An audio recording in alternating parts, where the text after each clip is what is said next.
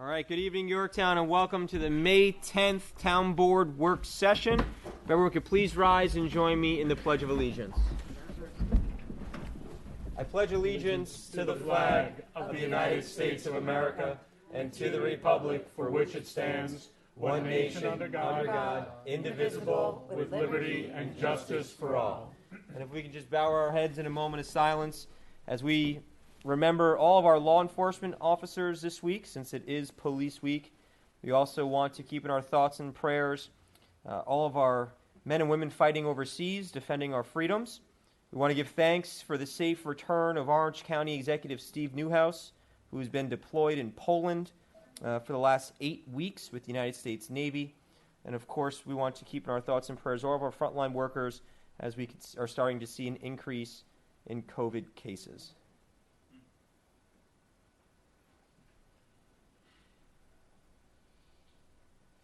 Thank you. Amen.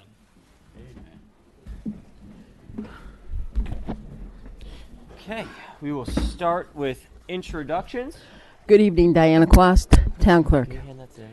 Good evening, Tom Diana, Deputy Supervisor, Councilman. Matt Slater, Town Supervisor. Ed Lachman, Councilman. Sergio Esposito, Councilman. Luciana Howitt, Councilwoman. Adam Rodriguez, Town Attorney. Thank you. Just quickly before we go into our first presentation, I was informed by Officer Rohr, who heads up our traffic and safety for the Yorktown Police Department, that DOT was out on Route 6, and they have installed new cameras at the traffic lights to help make a more efficient trip cycle, specifically at Route 6 in Sunnyside, Route 6 and Barger Street. Very good. 6 and the Taconic State got it Parkway. right. 6 in Lee and 6 in Hill. So I want to thank Officer Rohr for his help in making sure that we get the issues that were brought to our attention. We did send a resolution up to DOT citing some of those issues, and so we're happy to report a quick resolution. Officer Rohr, thank you very much. Appreciate that. And so we're going to go right into our agenda here. I want to welcome a good friend of the town of Yorktown, Jim Rathschmidt, to the podium. Jim, you want to come up? Jenna, can you run and grab the bin? I have the prop, the bin. There's a bin in the hallway, yeah.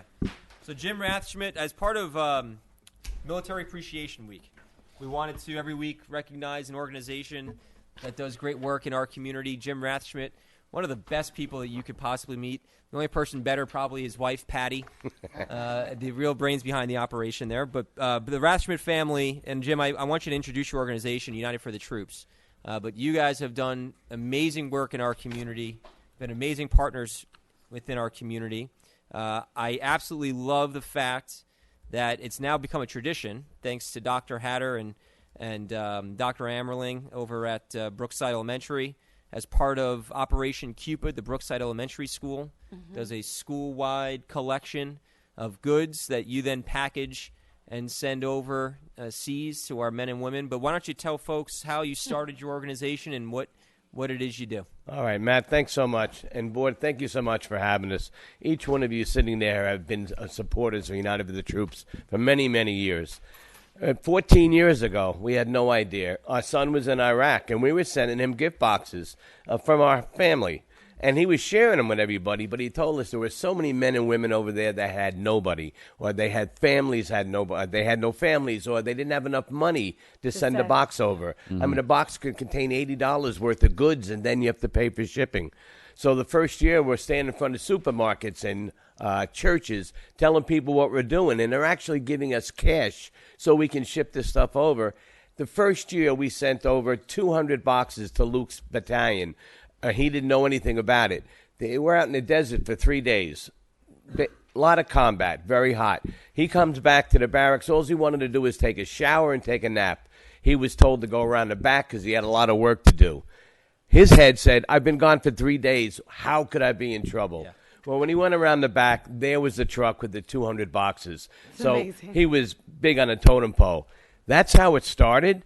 People said, are you going to keep doing this? we didn't know what to say to anybody. We didn't know what we were doing from the get-go. But with so many people helping this community, it thrived and it's grown. So over 14 years after those initial 200 boxes, we've now been able to send out over 27,000 boxes in 14 years. That's amazing. And it all comes from our community, from being here, from meeting people in our community, the support. We're a 501c. We're all volunteers. That's not me. We're all volunteers, and each and every one knows here how much support it takes to keep us going. So we're very, very grateful. So thank you very much for having us here. We continue to do it. Our website is unitedforthetroops.org. We take volunteers and donations all year long. So thank you very much. That's the sum of it. I'll get off my soapbox. Thank you. By the way, I just noticed that Mr. Latchman has a nice way to be drinking his water tonight. Can anybody see that? There you go. He's giving you some free advertising. And it's facing front for a reason. Well Jimmy. done. I know, Ed. Way ahead of you. Thank you very much, Jimmy, everybody. when people want to drop items off, what items where can they find the list, and where can they bring them? Sure. Well, the list is always on our website, unitedforthetroops.org, and we're big on Facebook. You know, it's a big publicity for us. Right outside here, we have a bin that I come and take care of it. Over here, we have a bin. They're all over. It tells us all where our drop sites are. You can go to Amazon. We always ask for people to shop local, but people want to help us out in Nevada, out in different states. So Amazon Smile, you put in United for the Troops, and our website comes up, and it ships right to the door.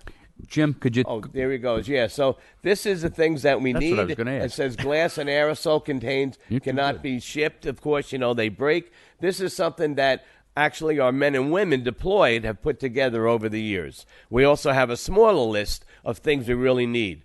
You would guess peanut butter and jelly is one of them, right? Yep. Mac and cheese, all that type of stuff. So unitedforthetroops.org, it's one great thing. Can I just talk about one item? We have a star program where people cut out stars from retired flags, and everybody knows about it. And then there's a little poem that goes on the back telling them it goes in our box. And at least 15 cards and letters, and so many of you have been up to our packing days, know how important those cards are. But we have a soil project that somebody told us about. Little plastic bags. Kids go out with a spoon and put a little a baggie full of American soil. Not potting soil, American soil. And on the outside of that, it says, here's a little bit of American soil so you don't feel so far from home. Oh, it's beautiful. That box, when it starts off, is empty. It's a brown, empty box. And then it soon becomes a gift. And it comes a gift from our community. When they open it up, they know. The second part of that, last year we got an email from a Marine medic. And he said that they carried those little plastic bags of soil with them into combat. If there was any casualties, they would place underneath the casualty so they would pass on American soil. So, like I said, that brown box becomes an incredible gift when they open it up. That's great. It's beautiful. Yeah. That's- Great. And Jim has your packing spot during the year is up in Carmel. It is. And you traditionally have done a much, and unfortunately due to COVID, we haven't been able to do it. But for years, you also were over at the Copper Beach Middle School. We did. For 3 years we were there. And as Ed knows, he was on the yellow vested committee, as we call them. You know, they were the hot shots coming in. And we would put it online to sign up to join us. And in an hour and 15 minutes, it was sold out with 350, not sold out, it was filled up with 350 people. That's a testament to where we live. Yeah. You know, and it was an incredible day. 1,000 boxes are packed all day long. People walk in, they kind of look at it like, this is never going to happen. Sounds like a Christmas movie. It's magic. It is. Yeah. So it's an incredible day. The event's up at our office where we have about 40 people. Something happens. Yep. People come not knowing what to expect. And when it's time to pack, after they get their instructions, it gets quiet. Yep. Because they got that box. And, Matt, you've been there. You all know what happens when you pick up that box. It's yours from the time it gets to the table and checked and sealed. Yep. It's a gift. Yeah. Beautiful. I want to know why he got to wear the yellow vest, and Kevin Burns and I had to stand outside in the cold and direct people where to go. Who you know, buddy. It's who you know. Is that what it is? Ed actually was that part of the committee that designated who was outside. Oh, But Diana. I'm going to leave it right All right. I know where this is going. Okay. there. But again, it's all volunteers. It's everybody in our community, and it's incredible. I'm very fortunate to do what we do. My family and my wife.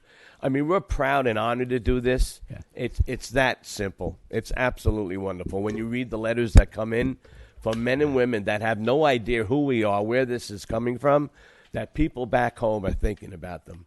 And at times when they're just fit to be tied, Yeah. and they get something like this, and they write a letter. Yes.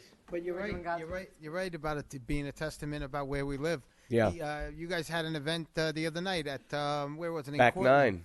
9, The back 9 place was packed. packed. I stopped in there. You couldn't find a parking spot. We had our gala. Listen, it was sold out, 450 people.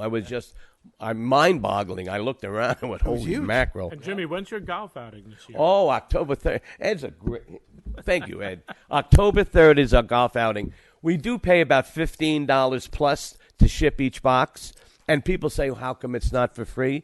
Well, I'm happy to be living in a capitalistic society, and people need to get paid. We go through the post office. And so once you put a name on one of our boxes or any box, you have to pay for the shipping. And so we do fundraising. The golf outing sold out in 12 days. You know, it's not – we have a very good organization with a lot of great help, but I still say it's where we are, where we live, and the people that help us out. That's what happens. Diane, if you go up, scroll up for me real quick. See that gym right there, right? Is that Copper Beach? Yeah, that's 500 people. That gives you an idea of exactly the size of the workforce that comes out every year to help pack.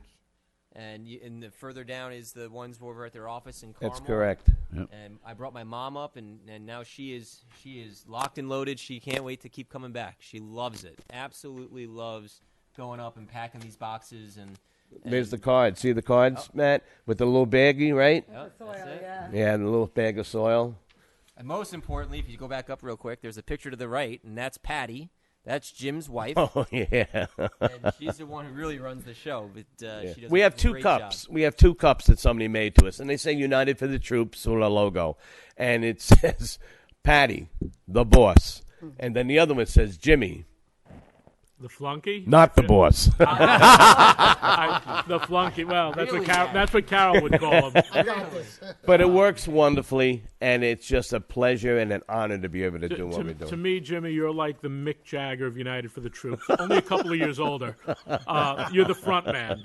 You're the guy who's out there. It works very, very well. Right, and Patty's writing all the tunes, all There the you hits. go. Yeah, and you took your son going there and turned it into something absolutely beautiful. You know, in the beginning, we were It was such a a way to little connect, We were a right? little self-conscious. We felt bad because I said, "Oh, now our son is involved. We're going to do something," but we didn't know. So many people just don't realize these are things they miss most from home. You know, things that they miss from home: Oreo cookies and Slim Jims and toiletries. And one of the guys said, "Please send us some foot powder because your son's feet stink." You know, and all these things were gathered over the years. And it's just things they miss most from home. That's what it is. Great. And that's a picture of Luke right up there, right? Oh, yes. That's when he was just getting ready to go to Iraq. And that's Jimmy, who is the size of Luke now and is going to be 24 next month. So, and those are all the kids that help us. The kids are incredible. Community service. We have 1,200 volunteers that ask to be on our email address. And it just keeps getting bigger. That's the STAR program, where you get retired stars and they cut them out, the raised flags, and then a little poem there. So we're very, very fortunate. Some of the cards, the letters, the thank you cards that come back, they're not just say, "Hey, thanks a lot, that was great." There's always something. They're always writing something special, what they got. And one of my favorite parts with Jimmy is, did you ever look at his Facebook page, is the hat of the day. Oh, yeah. All right? And you never know what's going to be on there. It's always a... Oh, there you go. There's Ed and Carol. Yeah, he just took the yellow vest off just so he didn't show off, okay? Well, great. That's I great. You want to read the proclamation? You have a proclamation for Yes. Jim? Oh, well, I'll read it off of this. Great. So, proclamation for United for the Troops. Whereas National Military Appreciation Month as recognized by the United States Congress, acknowledges the past and present service of American soldiers, and whereas Military Appreciation Month includes VE Day, Military Spouse Appreciation Day, Loyalty Day, Armed Forces Day, Public Service Recognition Week, and Memorial Day.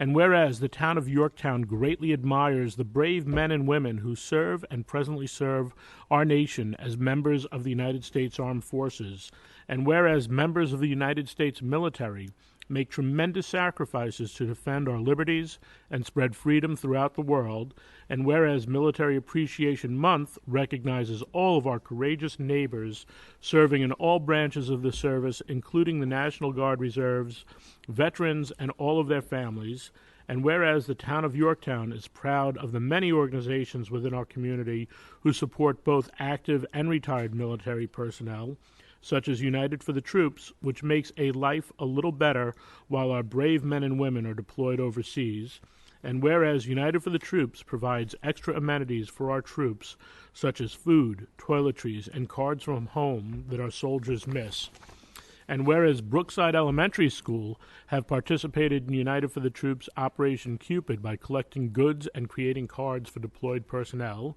and whereas United for the Troops' goal is to show our military that we are proud of them and appreciate all of their efforts and sacrifices while they are deployed, and be it resolved that the town of Yorktown offers its heartfelt appreciation to all who defend our freedoms, and be it further resolved that I, as duly elected Town Supervisor of Yorktown, Matthew J. Slater, do hereby offer our thanks and appreciation and recognition, and recognize the accomplishments and distinguished organization United for the Troops. That's very nice. Thank you very much. Thank you. Just one last thing. We have a lot of great friends, elected officials, and we really don't have any political agenda ourselves. All we want to do is bring a little comfort to our troops, and that's how simple it is. I thank you so much tonight. Thank you very much for your time. I know you have a lot of stuff to do. Jim, before Good you stuff. leave, do you want to mention what's happening on May 14th with the blood drive? That is going to be up in Carmel at the Veterans Building on the first floor. They call it the Promenade. And you can sign up to give blood, and then they're asking for people to bring an item or two if you're United for the Troops. So it's going to be an opening of a real estate venture for other people, a part of the community. Thank you for bringing that up. That's right. I must say I'm going to being given blood for my very first time. I've never done it before. Okay, don't faint. Bring orange juice. Oh, I'm sweating just even thinking about it. So Jimmy, I know last year we did a food drive here in the parking lot. Yes. So I'll go on the record now to say I'd like to try to organize another one this That'd be year. wonderful. A Thanks little so much. earlier, though, so it's not quite as cold. It was a little chilly. It was very chilly. That's all right. So But Rob had good coffee. We were good. The yellow vest he didn't work. did. The yellow, no, yeah, and he had one on. So Once again. so if we can try to arrange that in the next That's week wonderful. or so, please. Thank let me you know. very, very much, No everybody. problem. And for everyone, just so you know, all of the stuff that comes in is usually donated. The money raised goes for postage. And if you get a chance, do you still have videos online on Yes, your website? yes. Go on the website, see a video of when the troops are actually getting the packages. And Yeah. it is great. And, just from that, too, I sent it to Diana, but I don't think she was able to open it. We were there when box 25,000 got packed up and had my goddaughter there. We, getting her into community service.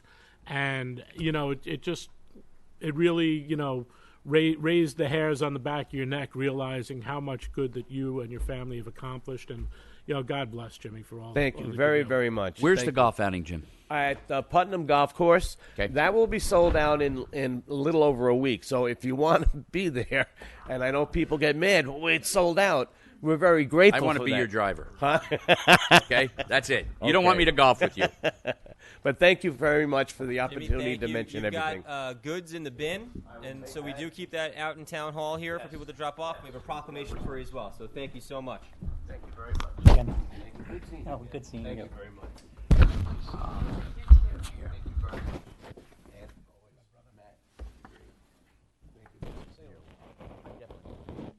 He doesn't care about me. Sad, Patty. Thank you, Take Jimmy. care. Jimmy, don't forget your goods in the bin. All right. And just so everyone sees, that red bin is always in the lobby. Anytime you're coming into a meeting, feel free to drop something off.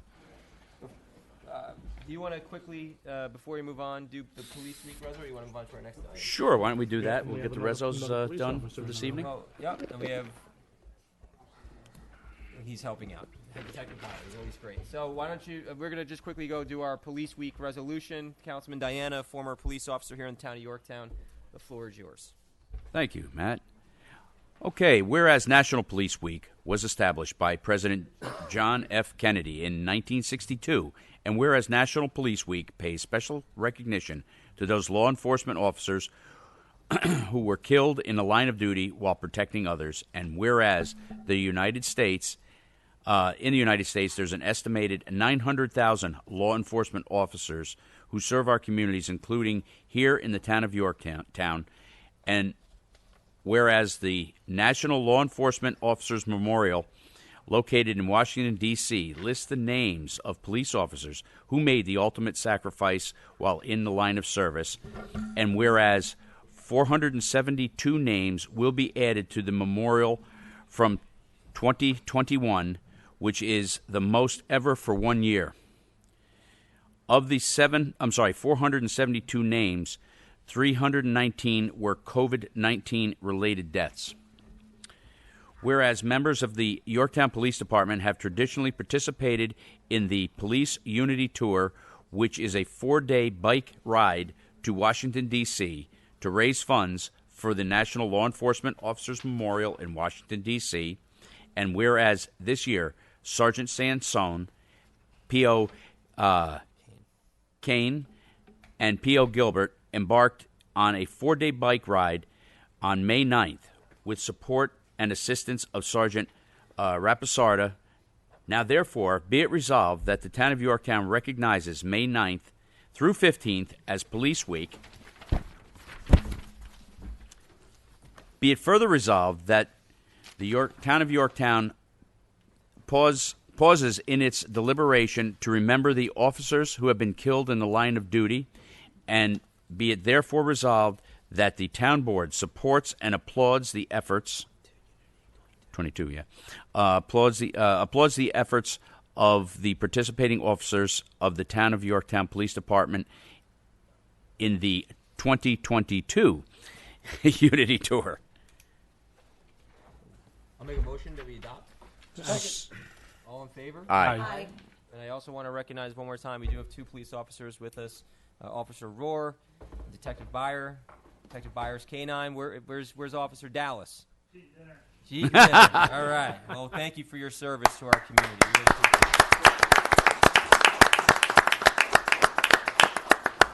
Thank you, Councilman Diana, for your service. Thank you. And actually, Officer Barr, your dad also was a police officer, correct? Sure. Robbie, No. Okay. Well, thank you, Dad, for us. All right, we're going to continue with our agenda here, and we're going to welcome to the podium a conversation about the Yorktown Theater renovation. So let's bring Phil Marino, Pat Caparel, and Augie Abacatola of our Arts and Culture Committee. And I also want to recognize Mr. Kopstein, who served in the NYPD for a number of years. Thank you for your service, Mr. Kopstein. Well, hi. Comptroller Pat Caparel. Yeah, we're here just to chat a little bit about the theater and renovations. Yay. Well, I don't know if you know or not, but we did qualify for a grant for the seats in the theater. So after applications and dotting our I's and crossing our T's, we did finally get final approval on that. Great. So then we went out and we found a couple of companies that are on contract for theater seats. And we met with them, the 3 of us, and we're perusing, what they have. We're shopping. Shopping. Okay, Yes, love I get to do a little shopping. What was the number on the grant? 100,000. I know what it was. I just want everybody else to know. 100,000. Okay, and then the other flip side to that, which we'll get into, is that these seats are going to cost us somewhere around $155. Got it. Okay, so Right up your alley. Exactly. Sounds right. But now the problem is just we have a little bit of a problem. Before we do the seats, there's a leak in the roof of the theater. Okay. So we certainly can't put in all these brand new seats And have them ceiling ruined. So we need to repair all the roofs at the Community and Cultural Center. So Phil has contacted another company on contract, and they've come in and they've done an evaluation on all the roofs throughout the entire Community and Cultural Center. How's that? Yeah, that worked out real well for us. Okay. So to do all the roofs before we start, we're talking about around $910,000. I'm not sure. And that does not include the facade.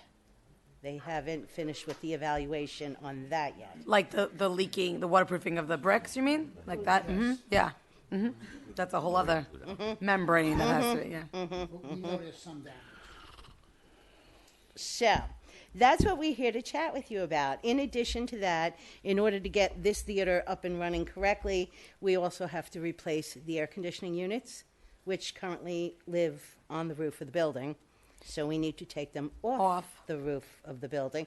So we're going out to bid on that, if I remember correctly. Yes, what we did was, I just wanted the board to know, there was a resolution passed on February 22nd to go out for bid for 2 units. There's 3 units. At the, Switch there's places. 3 units on the stage. I like this 2 of the units are not working. Anyway, we put it out for bid. I really didn't get the participation for this bid, so I'm doing something a little different now. And I'm putting the bid back out.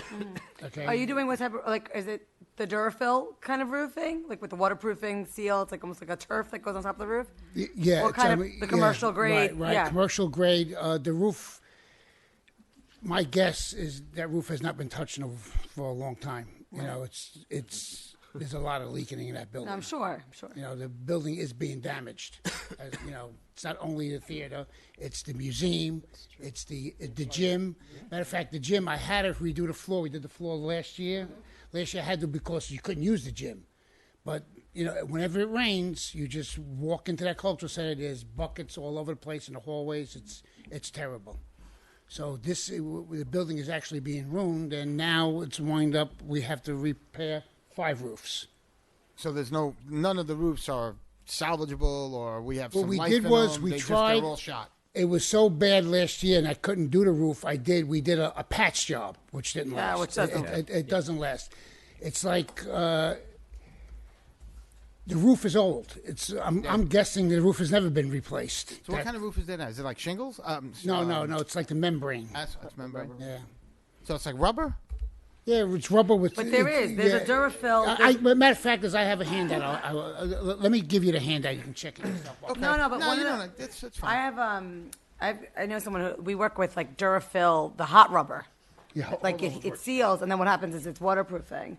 So I'm wondering if that might be something. Here, Matt, I have Matt here. Oh, thanks.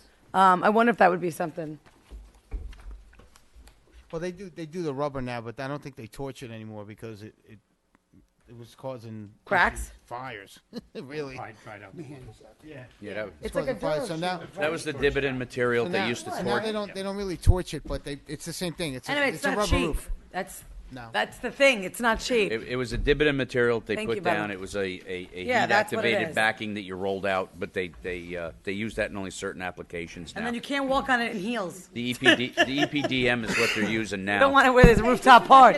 I'm letting you know. Like, there are women that go check the air conditioning unit.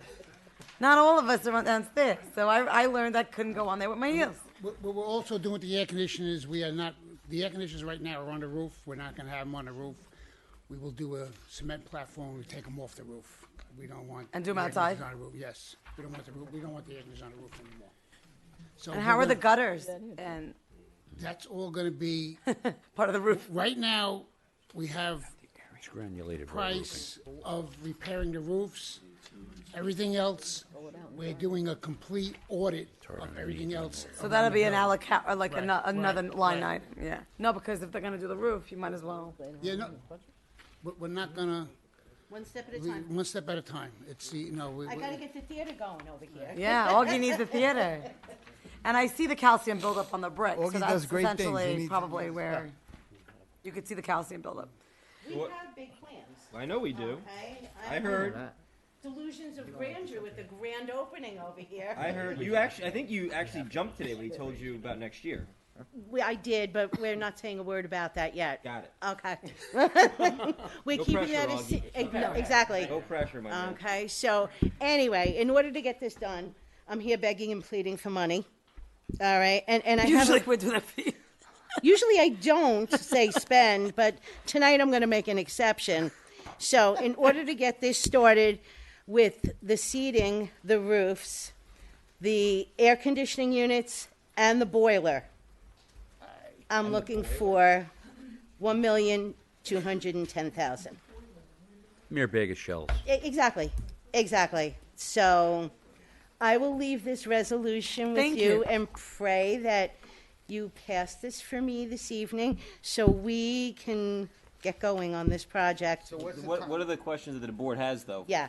So you can. So what is the time frame on what is the time frame on all the repairs? I mean, what are we looking at? We approved the resolution tonight. When does Augie get his seats? We'll get to seats after the roof is done, and I call him first thing tomorrow morning. Does the resolution include the extra $55,000 we need for the seats? Is Yes. that part of Yeah, it? yeah. Okay. There was a grant on that. And I have it broken out in the resolution also, so Okay. it's not just one lump sum, so that you and everyone else can see exactly where this is going at this time. So what is like what are we looking at as a time frame? Soup to nuts. We have brand new seats. Well, I also have a timeline, I think of like the end of the year, that I've Okay. got to get the seats in by, otherwise we lose the grant. Right. Yeah. So- I So mean, you I'm really not got to move on expecting- the bid. Yeah, I'm not expecting it to be tomorrow. I know. I just No, but yeah. I would like to get it done and get on the roofer's schedule to No. get started, so I can call him first thing tomorrow morning and start this process and Air start moving it conditioning along. first, though, right? Air conditioning has to be, that's Air going to say. conditioning Air first, conditioning then has to be roof, first. then So, seats. Can I request that the town board reject and rebid the air conditioning system for the YCC, or the ACCCC? Yeah, maybe make a motion right now if you want me to. So moved. Make a motion to reject and rebid the air conditioning units for the AACCC. So moved. Second. Second. All in favor? Aye. Thank you. Any opposed? The other urgency with this is. And you discovered the air condition after, right? Or we always knew that. No, the air conditioners broke down a couple months ago. Oh. And so they don't Bill. have air conditioning. Bill. Yeah. Oh, you're going to Have switch, it. A please? couple of months ago, the air conditioners, beyond repair. We put it, like I said, we put it out. I didn't really get the response I wanted. Me and Diane talked a little bit, and we redoing it a little bit and sending it back out. Good. The other things, just keep in mind, which the No, I don't know contractors about. kindly keep reminding us, is that material is going through the roof. Oh, my God. And he's telling us, which I believe him, because with other things that we're dealing with, a matter of weeks, things are just jumping up, just jumping up through. So that's why we want to try to. We told him that hopefully we get this passed, we can get him push the button for tomorrow. Yeah, because construction's up over 150% right now. Augie, what's your schedule looking like? So how does this?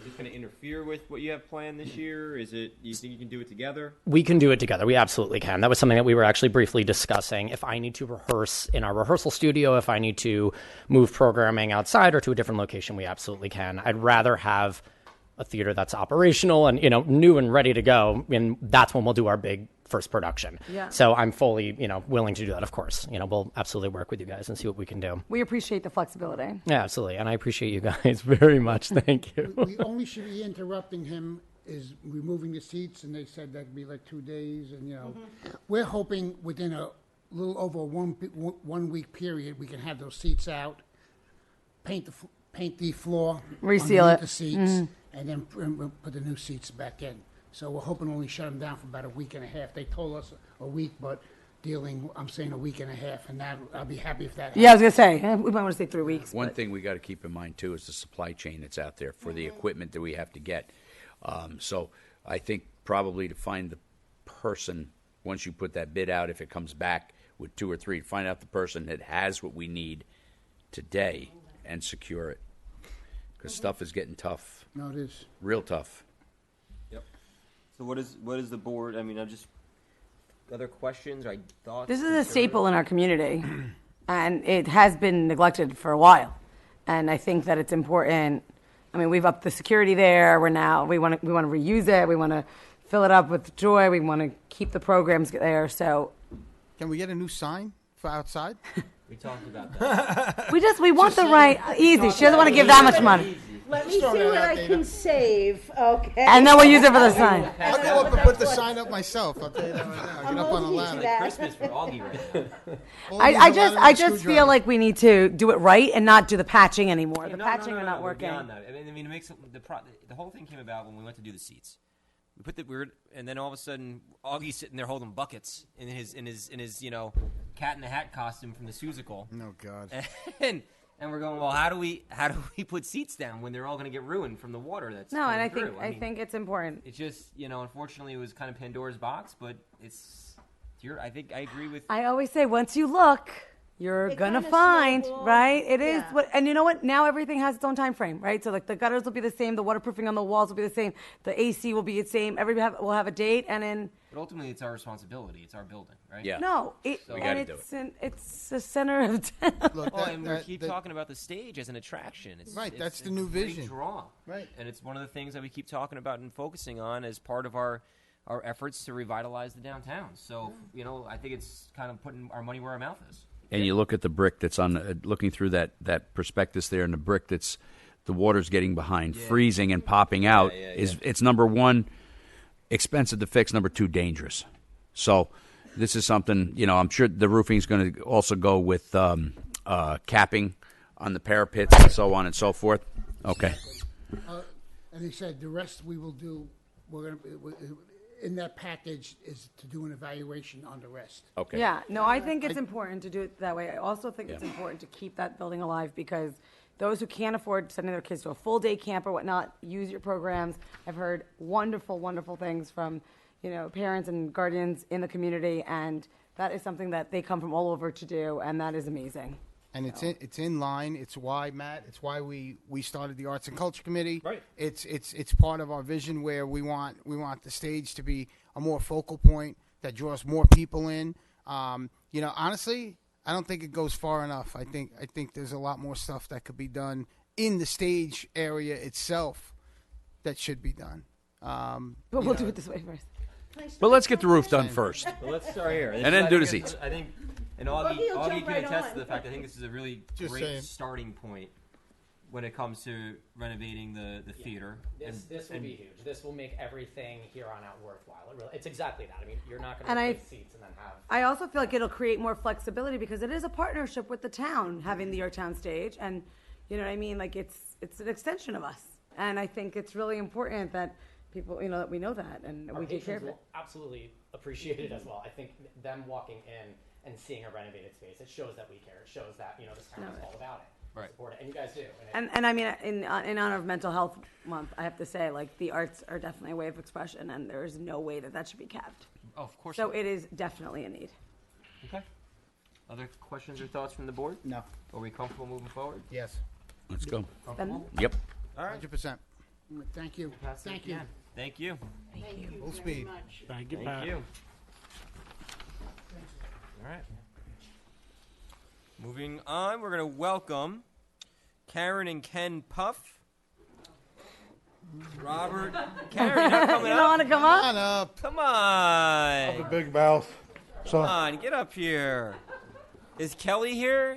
Kelly is yeah, here. Kelly's here from Washington Prime. And Rob's here, right? Rob, you Oh, wanna come join on the up. party? Join the party. Come Just join make the sure you party. get on that microphone to speak. If not, So the if guy you're- in yeah, the let me tube. just start with the ground rules. If you're going to speak, be at the podium, okay? This way We don't get yelled the at. new Tom doesn't yell at you from behind the wall. all right. But we're very excited to hear your Okay. proposal. I know you've been working hard on this for the last couple of weeks. Yep, so. ladies and gentlemen. I mean, thank you for having us Did we with get everything. we do, and we do have a So, PowerPoint or We some sort of do. presentation. I also have more. Again, we want to bring some entertainment to Yorktown. Yay. Okay, we're talking about fall entertainment. We haven't even hit summer yet. That's what kind of planning goes into a professional event like we do. Hudson Horrors visited Playland back in 2019. We had thousands of visitors. all rave reviews. Playland has been taken over, renovated with General Amusements. Oh yeah, that's right. They were both over. Yeah. So, they don't have the room for us because they have more work for us. We've been looking for a home, and we stumbled against the JV Mall. Now, one thing I also need to back up is I'm also a Yorktown resident for 33 years. Thank you. Okay, my son also is a Yorktown resident over in Shrub Oak for the last 5. I mean, so we... You know the mayor? Good side of town. Yeah. All right. So, I mean, again, we've been up to the JV Mall hundreds, thousands of times over the years. So you went far and now coming back home. Yeah. Kept them open. Yeah. So Happy shopping. with Hudson Horse, okay, we're not reinventing the wheel. We're just putting the wheel here in the Jefferson Valley Mall. It's a haunt, 3 different haunts in one. We have a tent that's 40 by 230 feet. We have a haunted factory that goes into a haunted mansion, that goes into a haunted hospital. So we have a storyline. So with that there, you could go into 1, 2, or 3, but all 3 of them. It's professionally Am I designed. going to get scared or my 6-year-old Absolutely. No, you're Now, going to get scared. This is a PG. I'm going with you, Matt. I ain't going. I'm throwing you in the front. Our goal is PG-13. Okay, we're not going for family entertainment for the kiddies. We're leaving that to Historic Hudson Valley. I mean, the Blaze, wow, what a job they do there. But my son Portsmouth thinks Hollow- that's boring, so he might enjoy it. Your kids, your He boys might. are going to love He's this. 6.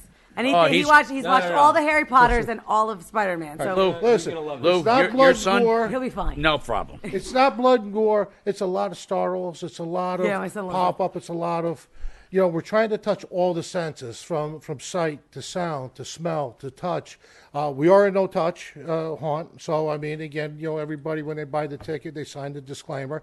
Again, professional, designed by Leonard Pickle. He's done over 250 haunts for Disney, Universal, Anheuser-Busch.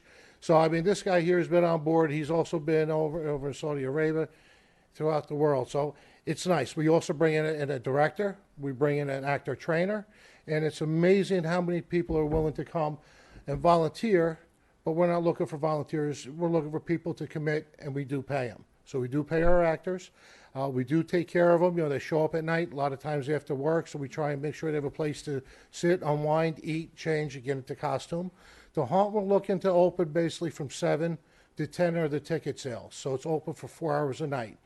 Great. 7, 8, 9, 10, 11. We want to be home. I have to be to work the next morning by 7, so I need my beauty sleep.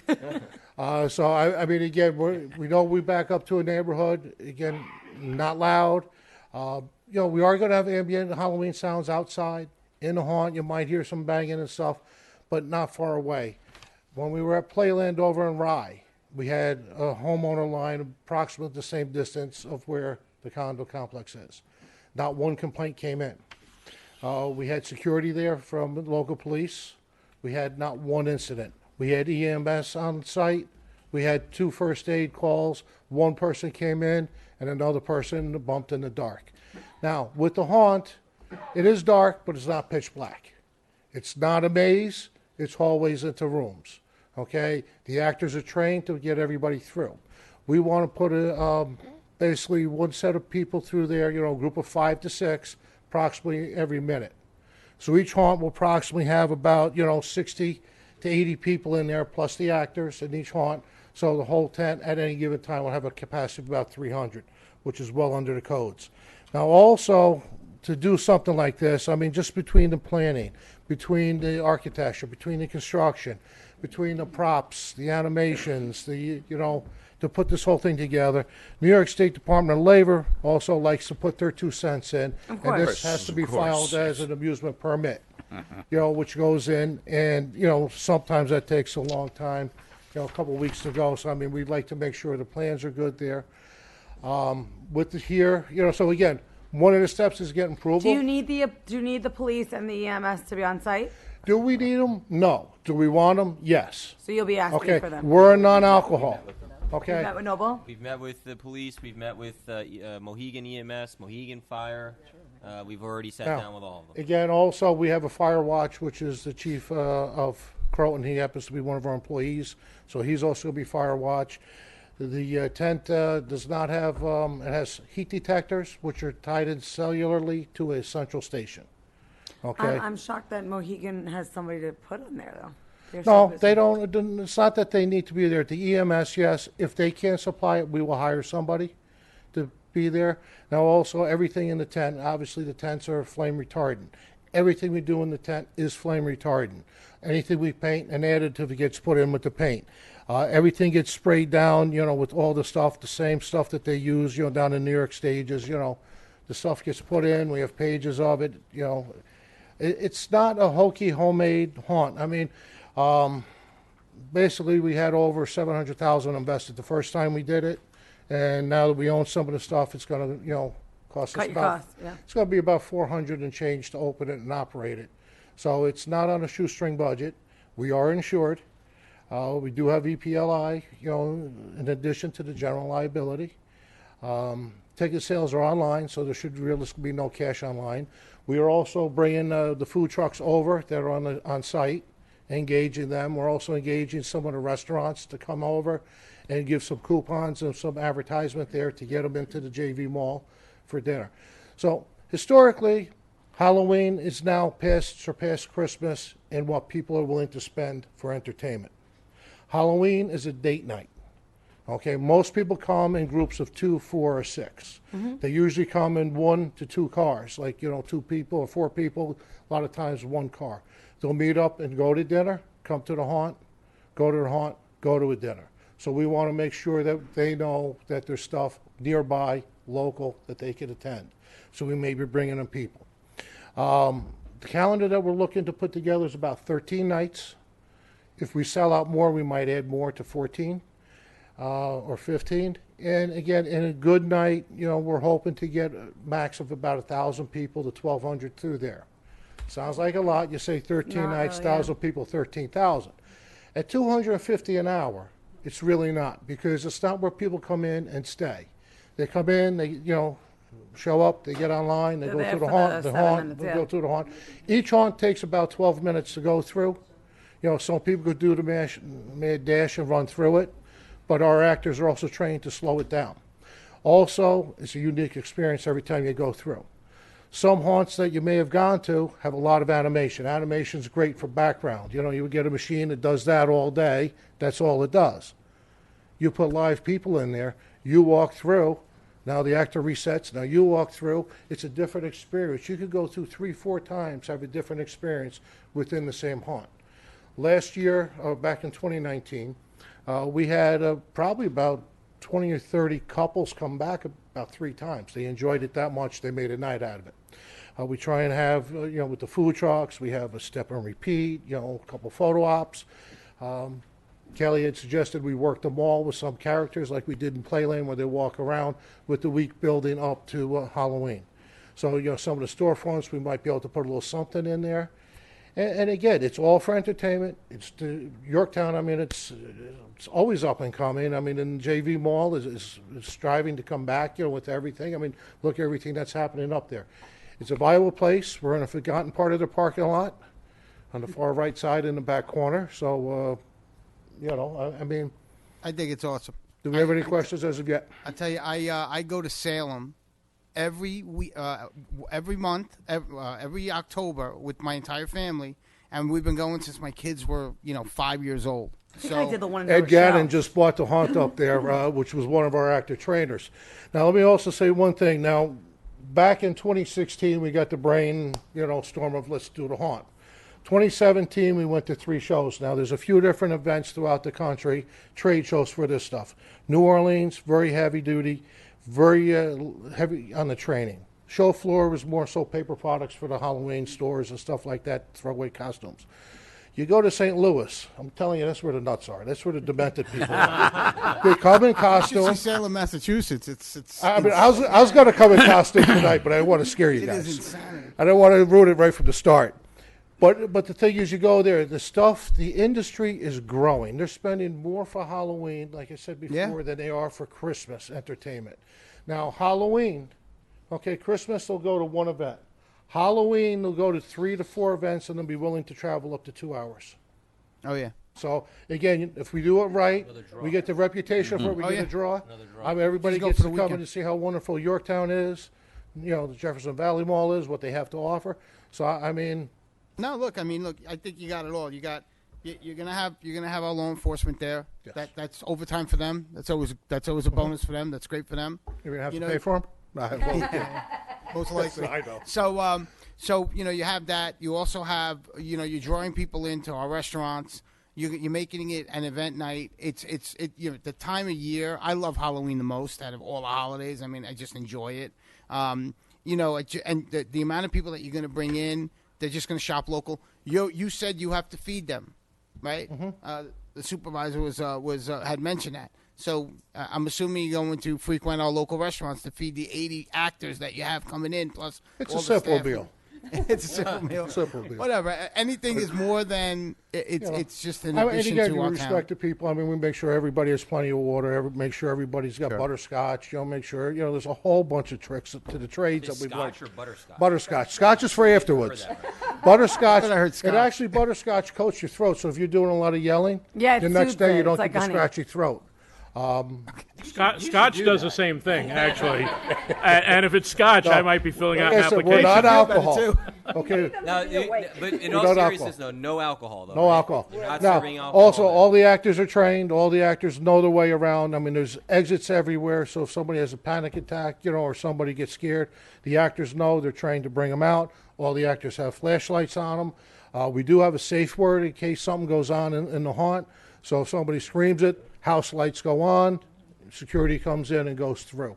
So, I mean, again, we've covered everything. I mean, last year, 2019, when we were over in Playland, we had one of the haunt magazines come to us. And it's like, wow, this is nice. Where were you last year? I said, no, this is our first year here. They're like, what do you mean first? We know it's your first year here. Where were you last year? I says, nowhere. He's like, this can't be your first year haunt. Because we invested the money professionally. Again, we're looking for a profit, but we're doing it more for fun. I mean, this is not going to be a get-rich-quick. Okay? Now, also, let me back up one thing also.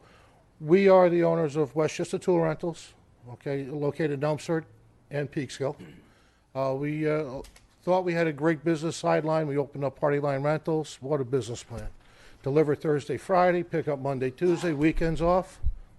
Never been so wrong in my life. We wound up hooking up with the movie industry, with all the events, all the emergency disaster stuff. And Party really grew. We took a ton of tool, put it in Party in between the light towers and the forklifts and the generators. So, I mean, we're a well-established business. I mean, we have references that you wouldn't believe. I mean, we do travel, basically core of our business is about 50-mile radius, but we do travel like over 100. Like right now, we're the preferred vendor for Monmouth County, R.J. Barnabas. We just set up a big event for them today. Next week, we're out in Long Island for another huge event, all the high schools. So again, this is nothing new to us. We're used to the hard work. We're used to the long hours. But it's not a part-time gig for us. I mean, what we've put in, invested in hours already since 2019. I mean, some of the redesigning some of the rooms, revamping what some of the actors are supposed to do in some of the locations. I mean, it's pretty involved. It's pretty wild.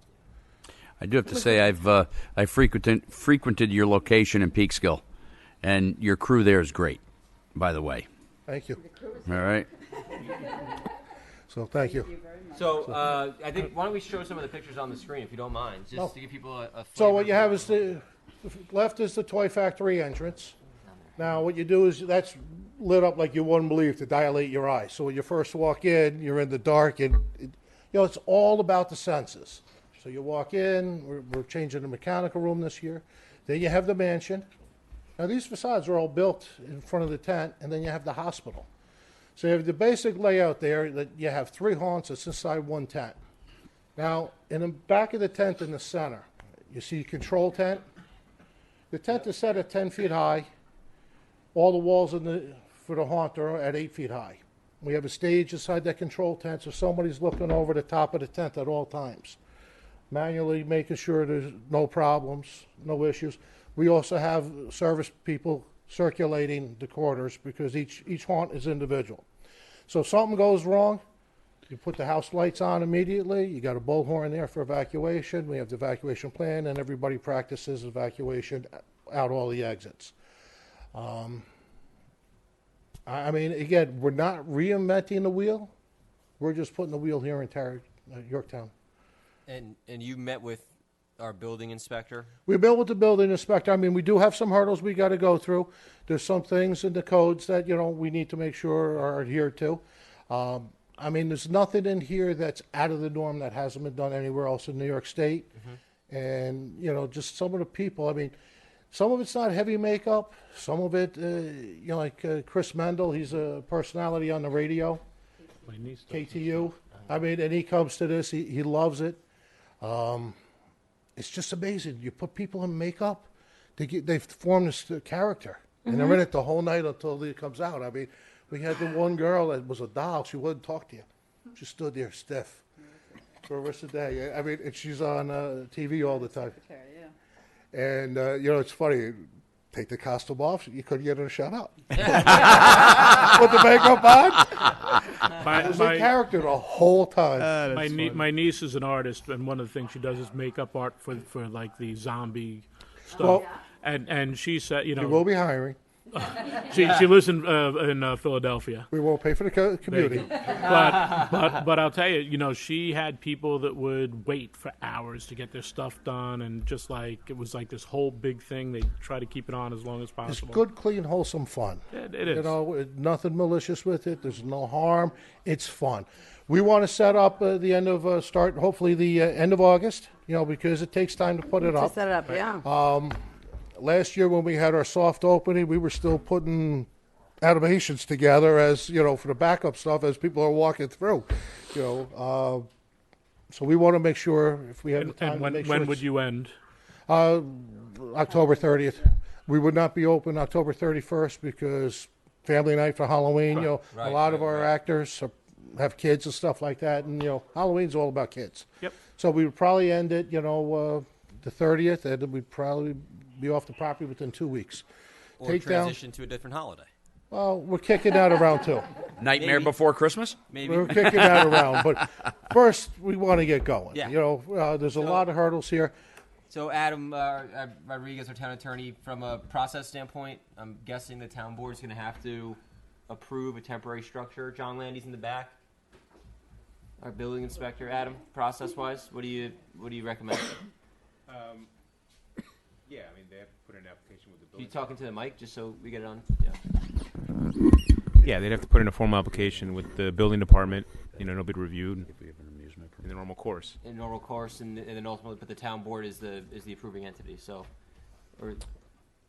From what I understand, town board just has to approve. Step up to the mic, John. Town board has to approve them to be in the Right. mall. Then we Yeah, the issue mall- them the permits. then you issue the permit upon your review and Correct. And inspections. Yeah. Correct. And obviously, you're going to have our fire marshal involved and everything like that. Oh, yes. Yep. For sure. And I'm assuming you guys already spoke to the mall? Well, the mall's right there. Yeah. Oh, that's. Great job, by the way. I was. This is great Hi, that the Brian. mall's doing this. And Yeah, we're as happy about we discussed in our meeting, not only will my fire inspector be there prior to opening, he'll go periodically to do fire inspections. Great. I don't think you need to take any action, frankly. You're not modifying the site plan. They're just doing a temporary. Even if it's temporary? Yeah, no. It's just a permit for a temporary structure. Okay. Even easier then. So I know you actually know John Iorio because he said some really nice stuff about you guys. So if there Cost me a was, lot of money. he told me he bought a new caddy, and that was for his country club membership that Yes. that he bought with that. But no, he he has some rides. I know if he wanted to try to do something earlier, some of the places do like a scare down, light up. So there are opportunities to try to mix in a little Listen, bit. if the mall pulls in, like a pumpkin vendor, they pull in something else. I mean, Yeah. who knows? You might be able to make a little mecca there for a Halloween hub. Yeah. That could be even more of a draw. I mean, Yeah. we're not looking to do this one time. We're trying to find a home. And what's involved in doing this is just tremendous. I mean, year after year, you can't keep it the same. So again, we're going to do it this year. We're going to update 2 rooms. Next year, we'll probably wind up updating about 12 rooms, which we already have plans on. Because, again, who wants to go to the same thing? Yeah. Been there, done that. We don't want a been there, done that event. Yeah. We want a fresh event. Well, I think it's great. Huge attraction for the town. Kelly, you want to just take the mic real quick from the mall side? Hi, everyone. Hi. So why don't you tell us from the mall side what this means for you guys? Yeah, we are in complete full support. This is super exciting. It's really important to us at the mall to cross promote with businesses. I've seen all of your faces at our location, and you obviously know that it's full of small businesses, residents that own businesses there next to the big ones like Forever 21 and H&M. So an event of this size coming on our property will only help those small businesses and really make it such a draw for not only Yorktown residents, but this is something that I really truly believe is going to draw people from all over. It's awesome. Yeah, we're super Great. excited. Well, according to our attorney, you can just go forth and conquer. All right. Now, also, if you need one more validation from me, you can check with the Dell Hobby. She's my aunt. There you go. Oh, boy. Pull the family card. Yeah. All right. Well, listen. And I then think- also, Rob is new to us this year, but he comes out of the production industry. Okay. So he's bringing in a whole new sense of things. I mean, so again, I thought we were professional before, but the structure we're revamping with is just got. Rob, I'm anything excited. you want to add? Well, I've been in the entertainment industry for about 25 years, and when I saw what these guys were putting on, for production value, it actually blew me away. And I'm one of these cynical production people, and it's very hard to do that. So this is a very, very high quality event. Amazing. That's great. Thanks for that. Well, where Councilman Diana uses your tool rental, I've gone through Party Line for things before with catering, and everything you've done that I've seen is top notch. So I'm sure that this falls right along. Thank you. Yeah. Wonderful. Thank you. Any questions? Please reach out to me. We will. Well, we Sounds look good. forward to Do seeing you, it. do you have a card on you, or? I have one of my tool cards. I can Okay. hook you up. You're gonna- Yeah. I also love some full. You will be. Oh, we'll be I there. have some full size plans made up. If you want to see some full size plans, I can leave them with you, or later Sure. on. Yeah. If you could leave them, that'd be great. One other thing. It's in here somewhere. Oh boy. I'll take the keys. I'll take the car. There's a zip drive here. Put it in. It's a little movie that we put together from last year's. You got to speak in the mic, so they realize what you gave us. Is it? Can we play it right I now? gave you a zip drive there, so you can put it in. You can play it. That was funny. I mean, just to get an idea of some of the characters, how they get into it, Take a look at that. and you'll see a few indoor shots. Because again, it's hard to get the shots for in a picture. Will you have any hours for, children or members that have disability? We have talked about that. Now, the haunt is ADA accessible because there's only The two width, things: yeah. claustrophobia walls. You turn off the fans, and then you can get a wheelchair through it. In 2019, we had 3 patrons come through in wheelchairs. One made it to the first haunt and says, "That's it, I'm good." The other guy went through one of the haunts twice. He loved it so much, but he did all 3. Awesome. I just was wondering because we want to make sure there's nothing. No, it's a great we'd point. be open to anything. I mean, we might be able to do something maybe one afternoon, Yeah, Sunday exactly. or Yeah, Saturday exactly. afternoon, Just scale it down, lights maybe. on type Yeah. thing, and scale great. it back. Because some people or even some kids or teenagers have to come in with an aid You know, or something, and even on some of that, maybe we could, just open the doors, For them. for the community. I love that. So we wouldn't be opposed. I mean, but it'd be something we'd all have to discuss. Yeah, that's Well, awesome. a kid one would be great for my 8-year-old goddaughter, so she could bring my wife, who's petrified of these. So Well, the kid one would be great for Pat. yes, Pat yes, Caparella Pat in the back. Caparella Right, would Pat? enjoy the kid one. You go to the kid version.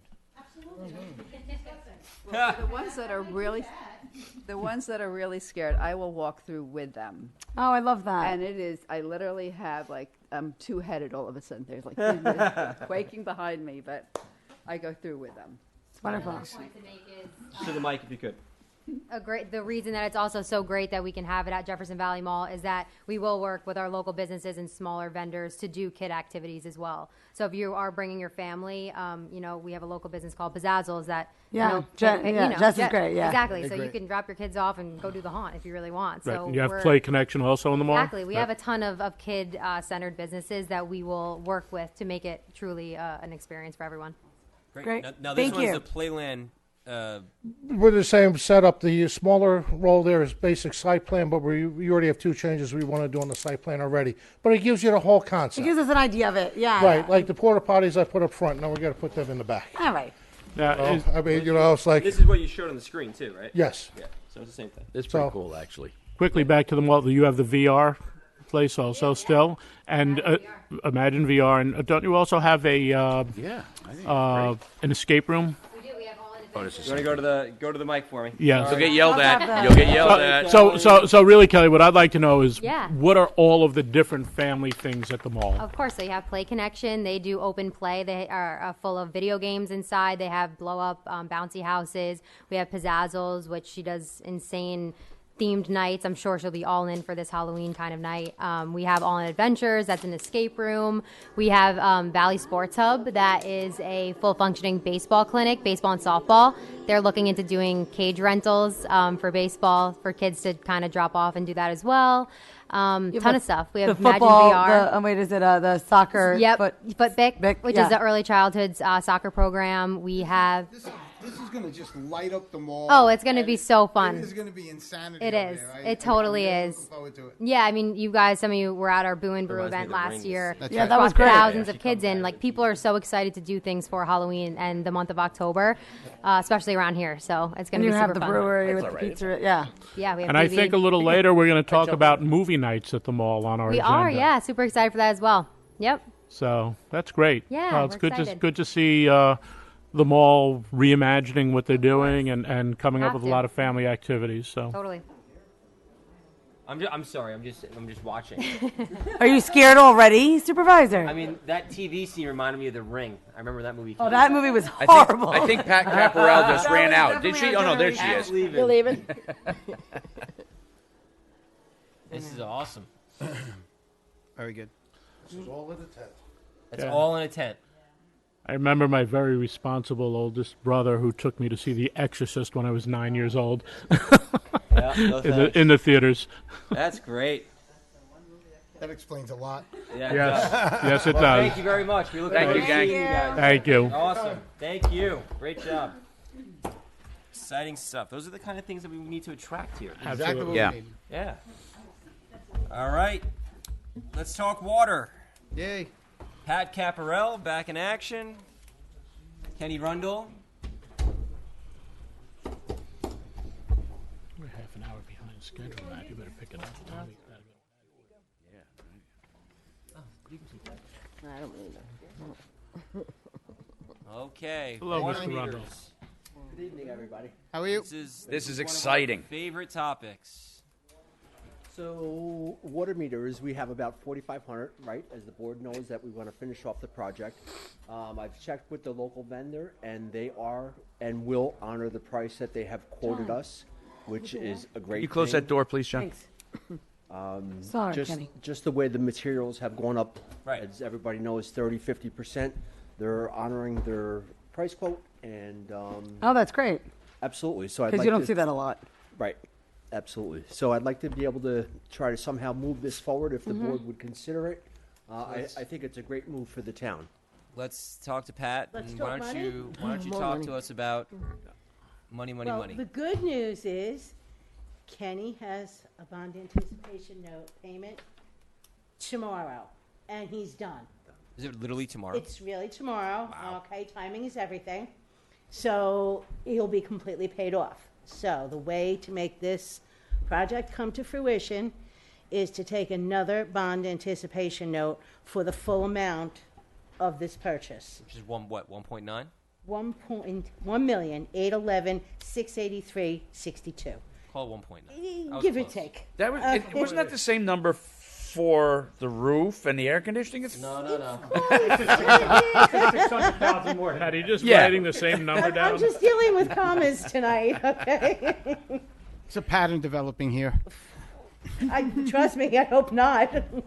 Anyway, if we do this, if I take it out for 10 years for Kenny, all right, this will remain expenditure neutral in his budget. The payment, the interest will That's it. be the same as the payment he's making now. Perfect. So you will not see any difference whatsoever in his budget for next year, and yet we'll have this project completed. Covered. Yeah. Yeah, we have to do this. So talk to us about process. What do you need? I need you to pass a resolution for me Okay. to authorize me to start a bond anticipation note. I'll get the paperwork, we get it to Diana. Diana has to set up a public Public hearing. hearing, and we go from there, and then we Kenny, can you get the handle the money. public hearing? I'm joking. That should So be I not. gotta not be- assume, so I know that we were looking into this, and there were different scenarios that different roads we could take. One of them was there was a company that wanted to actually take care of all of this for us, and what they were claiming is that we would have. I wasn't for the proposal because I thought it was well. Anyway, one of the things that they were talking about was that when you change the meters, there's going to be an increase in revenue because we're going to pick up on lost water, so to speak. And I agree with you. I don't have a magic ball. I really No, don't. I understand that. See, the dollars that could be coming in from revenue. All I know is under those circumstances, I'm responsible for X amount of payment on a monthly basis. My fear is that I'm not going to be able to make that payment. No. On It was a monthly basis. No, the only reason why I'm bringing it up is because if they were projecting that there was going to be an increase in revenue, and by the time you were done with what they were charging us plus the revenue, you really weren't making anything. It was very so. That's why I was for this type of project as opposed to that. I think it keeps our water department employed. It gives there's so many more benefits doing it this way. Mm-hmm. But I'm hopeful that the other company was correct in that there would be an uptick in revenue. I'm with and you. Given the fact that this is budget neutral for the water department, it could potentially actually be a net gain in revenue for us. Yes. As from what we're doing now. Yeah. So and I think changing meters that are how old? Let's ask Susan. How old are they, Susan? Old. Oh, they're old. Changing meters that are that old is I think undoubtedly going to pick up on lost revenue that we're probably not seeing. And There- that there revenue should will be- then stay within the water department so we can continue to reinvest Correct. in It's a our win-win. infrastructure and our equipment. So, I think it's hard to, especially for the at least 60% of the room probably remembers the Odd Couple, and we can't assume the revenue is going to be there, and that's really what That's right. what Mhm. the problem is. yeah, I'm sorry, I can't work that way. Yeah, no, we, Well, that we was have, the we issue have with a the other fiduciary proposal, right? responsibility. So- You know, Kenny and I have numerous discussions on the water meters and stuff, and it's just something that needs to be done. Yep. And we've talked about this and batted it around in 1,000 different ways, and I think this is the most cost-effective way to actually get the job done and get it over and done with. And it's on the system already. That's the.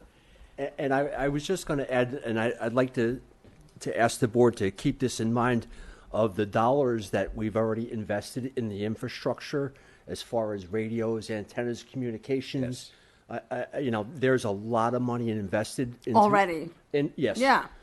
So let's just build on that, build the program out the way it's designed to work. And there's a lot of benefits to this program. Excuse me. And I can only say that our revenue, it's not going to hurt our revenue. No. Right? So if the if the meters are recording, let's say they're 95% accurate, so we're losing 10 cents on every dollar. There's a lot of dollars out there. So That's exactly my point. Kenny, a couple- exactly. I just don't want to say that it's going to be X amount of dollars more in revenue, but it stands to reason, right? If something's calibrated at 100%, we're going to get reimbursed for that water. The idea is that if this is going to be budget neutral anyway, technically it's not really costing us anything, and so whatever the gains are going to be a profit. Right? And the More other revenue. thing is that people don't realize that if there's just a toilet that keeps on running, Oh, I how know. much it how much it can actually knows. run up experience your that? water bill. Oh my God! Right. Yeah, I have No one to, heard it? Don't even get me started. Okay. I have to look at my water bill. Just came, and I had a similar issue. Pain. So Just I- pure pain. But now, Ken, I do have a couple. Water, questions. money down the drain, Oh, literally. God. Well, I was gonna say, I'm sorry, I don't mean to interrupt, but with this new program also, it's got the customer portal. So that you're gonna have it So on, that- so that residents are gonna be able to have an app. Yep. So they're gonna be Right. alerted, so you don't turn into Immediately. a situation like I had, where you had leaks everywhere without knowing it Right. until you saw the bill. So More like 6 months worth of leaks. So, because you know- we thought we fixed one leak, and then turned out there were other leaks, and you didn't know that until you got your bill in the mail. And at that point, and I get the calls from the residents too, and they say the same thing. There's no way that I could have gone through this much water. There's no way my bill could have tripled. It happens. It absolutely And does. it happens without you knowing it because you're not aware of I'm it. not ready for that. And I can tell you, it happened to me. And it happened to me for almost 9 months. Quite a while, yep. Because we thought we I gotta, like, toilet, turn off we my thought sprinkler we at times. I'm like, five different oh, pipes. that's- And so we finally got to the bottom of it. But I paid. It was brutal and painful. How many pipes were broken? A lot. So, Ken, a couple of quick questions. Sure. You mentioned the infrastructure. Are there going to be needed improvements to the infrastructure, or are there going to be improvements we may want to make which will better help us control and generate? So I don't think that there's going to be any improvements needed to the existing infrastructure to complete this project out. There's probably always something that we can do that's available, but not that we have to do it to finish off the project. Now, with this system, and I know it's been tossed around in the past, does it enable us to do in-house billing instead of putting that out? No. I doubt it. Right?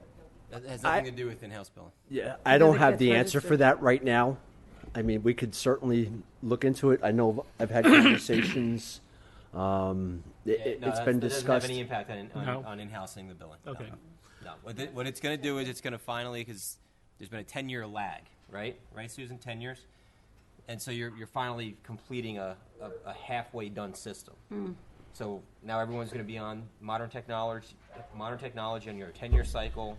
So at least you put the town in a position where you're going to be every 10 years, if need be, swap out the system and upgrade the system. So you're going to get the portal, which is going to be huge for residents and consumers. You're going to get new and how well. And we said that some of the meters out there that we're going to be replacing, they're decades old. They're 30, yeah, 40, 50 years yeah, old. they could be 50 they're years old. really obsolete. Oh no! So it's a you know, no-brainer. yeah. So after a 10-year lag, we're finally at the finish line here. So I think it's an absolute no-brainer. I think it's going to be a big win for the water department. It's going to be a big win for our residents as consumers because they're going to be able to. They're not going to have to Control wait it. until wait until their bill comes to know that they have a leak in those situations. So I think it's an absolute home run that needs to get done finally. Agreed. And another thing that the board can certainly consider is maybe switch the billing cycles, maybe bi-monthly, because we're as opposed to billing quarterly. we You know, can- there's just so many things that Yeah, we can it's do. definitely going to make us more nimble. So. Just to bring more awareness to it. Yeah. So, Pat, what do you need from us? I need, if you would also come prepared with lots of resolutions tonight. Great. If you'll pass this resolution for me this evening also, authorizing us to purchase through Core Maine and also to move ahead with the bond anticipation note. So I'll leave this with you, please. So Kenny, Thank you. I write you. The town writes you a check today, hands it over to you. You have all the water meters. You place the order tomorrow. You know, I love these questions. That's my He likes question. his how long I like time. I like a timeline. Yeah, I'm a timeline kind of guy. So what are we looking at? So right now, and again, I was discussing with Pat today. I can't see the water meters probably going in maybe the end of June, July. I know there's a certain lot that are kind of held onto the side for Yorktown right now with the hopes that this project is going to move forward. But it's not all of the water meters. So there's going to be quite a few project meetings, and I offered to the board to bring in Core and Maine or the installers or both. And if you have any questions for them, I think we're going to have to do a coordinated outreach on this. Yeah. There's going to be a lot of questions. Absolutely. So we just need to make sure that if we can publish a schedule, if we could, with street, I don't know how they devise that schedule, but I think that would be helpful in holding some public informational meetings. I think would be very helpful as well. This way people understand what does it mean, what are people doing, because especially right now, people, and you and I have spoken about this, they see people coming onto their COVID, property, yeah. they get skittish. So you got to let people know when they're, if we can give them some advance warning, If they, obviously, I know that they're professionals. They're going to have a uniform on, but it's going to take an effort, and that responsibility falls to us to alert the residents that there are going to be people coming to their house to swap out the meters, and it's up to us to educate our residents about what that process is. So that's something that we're going to have to work with them on very closely. And to your point, Supervisor, the that puts another caveat onto the time frame in which these meters are going to be installed, because you have to reach out to the people. Someone has to be home for them to get in to put this meter in. I mean, it only takes, on a good install, about half an hour. Right. That no the problems. Yeah, with no problems. If There's a everything lot comes of- apart. There's a lot of little things that tie in that have to still be answered, that I wouldn't be satisfied until I got some answers for them. Yeah. But I don't think we're at that point yet. But this is a great move in the direction for the town and the residents. And I thank you for supporting this project. Kenny, we said what a little while. We said when I first started, the top 2 priorities: Water meters. Water meters, cement relining, and water meters. We're nearly there. Nearly there. But to your point also, Sergio, it's going to be a while before I'm even close to getting the funds. Sure. So this is just going to be a coordination. No, it's going to take Preparation time. You almost. have to schedule stuff. I mean, I think I was part of the first batch, so they were very professional. I think it was like 10 years ago. They called, they scheduled, they came, they were in and out in a half an hour, just like Tom said. But it's let's get it underway. Are you going to, Kenny? Can you reach out to them, obviously, and just coordinate with them? If they're going to need the payment, obviously, what are they going to start installing even before we're able to process a payment, because we're going through the bond process? But I mean, that's all. I'd still say by the time we actually get the meters and they're installed and we get an invoice, we will have Right. funds. Right. It's just, I'm not going to call the bank tomorrow and get those funds. Yeah, no, I know. No. I know. There's a process about it too. I just am hoping that they'll still proceed. Absolutely. While in parallel paths here, because we don't want to wait. Right. So the vendor, I'm in contact with them probably 2 times a week, and they ask for a letter of intention or something from the town. We have a resolution. Then perfect. I'll send that to them in the morning, and they will fast track the meters. Very good. Thank you, Kenny. All of them will not be here in July. I just want to make that. No, but no, that's we where understand. I know there are some that are allotted for Yorktown, and that's when I foresee them starting to put the meters inside the house. But there's a lot of loose ends to tie up, and we're just not there. Supply yet. chain issues now. Yeah, there's a lot of things. I know. Talk to us about the supply issues with the water meters at this point. Have they given you any indication about the remaining or the next batch? Let's just say the next batch. So, Councilman, the feeling that I'm getting is that Yorktown has partnered with Core and Main and Census for years and years and years, and it's a great relationship. With a commitment from the town, they will fast track those meters. I don't have a timeline of when the 4,500 would be here. I do know that there is a certain lot that's available for the town, but I'll be more than happy to reach out to them in the morning and give them a copy of the resolution if the board passes it. Great. You got it. Absolutely. Okay. Thank Thanks, you. guys. Thank you. Okay, thank you for your support again. Don't go too You might as well far. just stay You right guys up might as well there. Just stay right there. And John, come on down. Wait, I want to hear Susan Siegel real quick. What's that, Susan? You want to How say many something years? positive? What?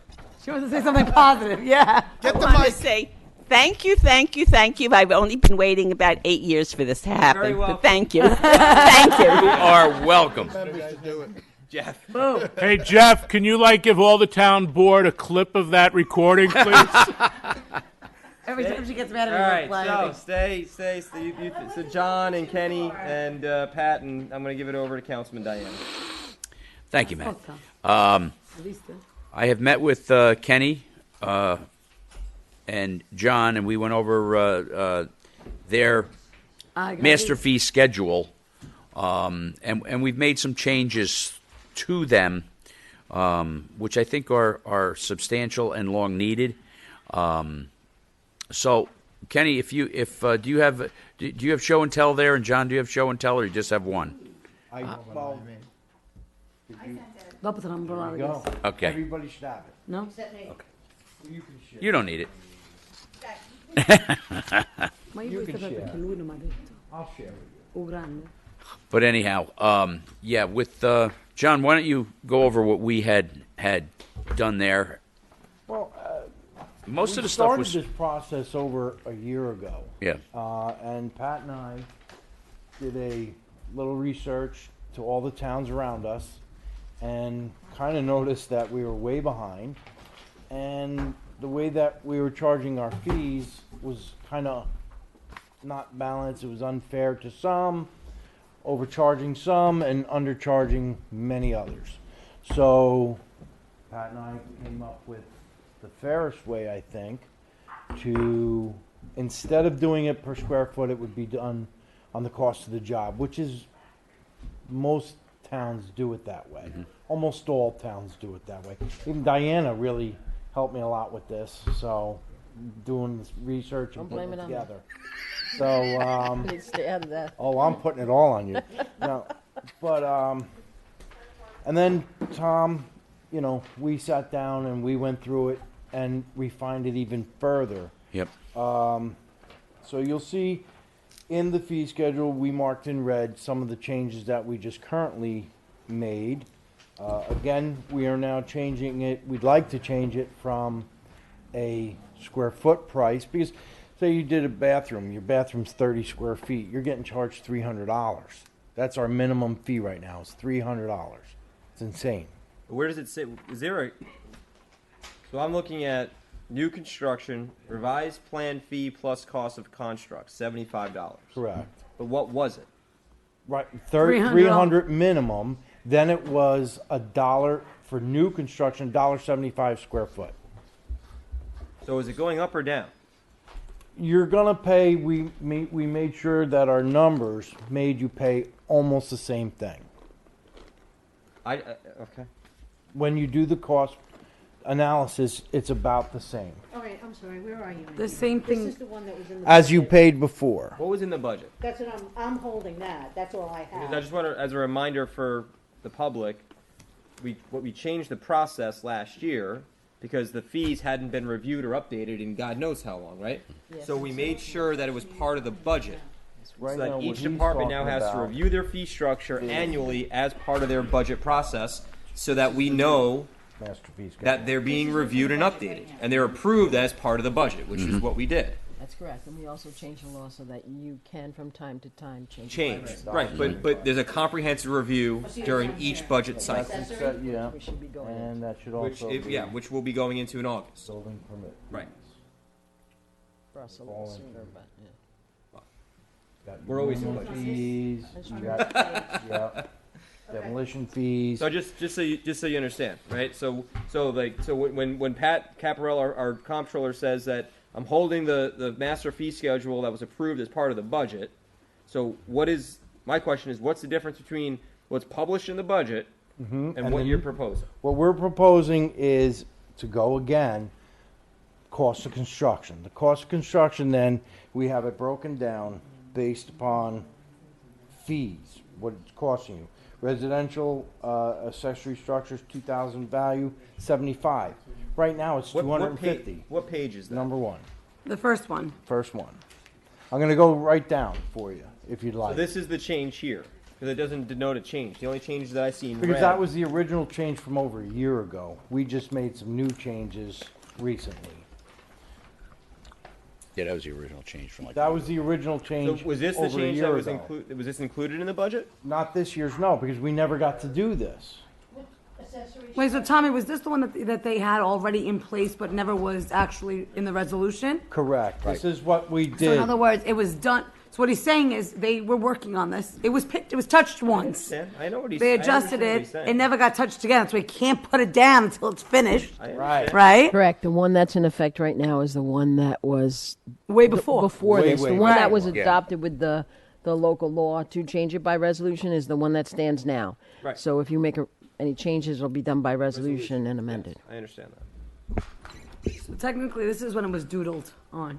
the first time. I'm sorry? It was when it was worked on the first time. Since Correct. it doesn't, Correct. so then can you go through and just explain again what's being changed? So this application fee. Okay, what's being changed if you go to page 2, because page 1 is basically the application fees. It's all being Wait. changed though.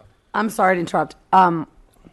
Mr. Landy, they actually do not, we don't know what it was before it was worked up the first time. The application fees really have not changed. Okay, that's what I'm asking. So those were really not where the changes were made. Correct. The Okay. big changes are on page 2. Residential cost of construction, first 2,000 evaluation of work is $175. Again, that's our minimum. All right? Our minimum used to be $350, which is insane. Yeah, no one's going to do that. So, it's again, we're trying to be more in line with the towns around us and update it so it's And we fair want to for everyone. incentivize the fact that they want to make improvements to their homes and want them to come to you. But if that's the case, then what you're telling me is that we're making it friendlier. Correct. For the homeowner, for the business. Friendlier Yes. and fair. I just don't want us to seem like we're Fair money and hungry, honest. because I get that a lot when people are going through the process. We're actually doing because- the opposite. Again, I understand. well, Right. I just want them to. Some costs I are just want our going building way inspector to down. explain that. Some costs are going way down to make it fair for people. $350 for a minimum fee is ridiculous. Where we were was ridiculous. I'm not disagreeing Mm-hmm. with you. That's where we were. That's where I'm we just are trying to currently. get the words out of you so that people who are listening and the public and You're members good of the at that. media You're good at talking. can understand about what you're trying to accomplish.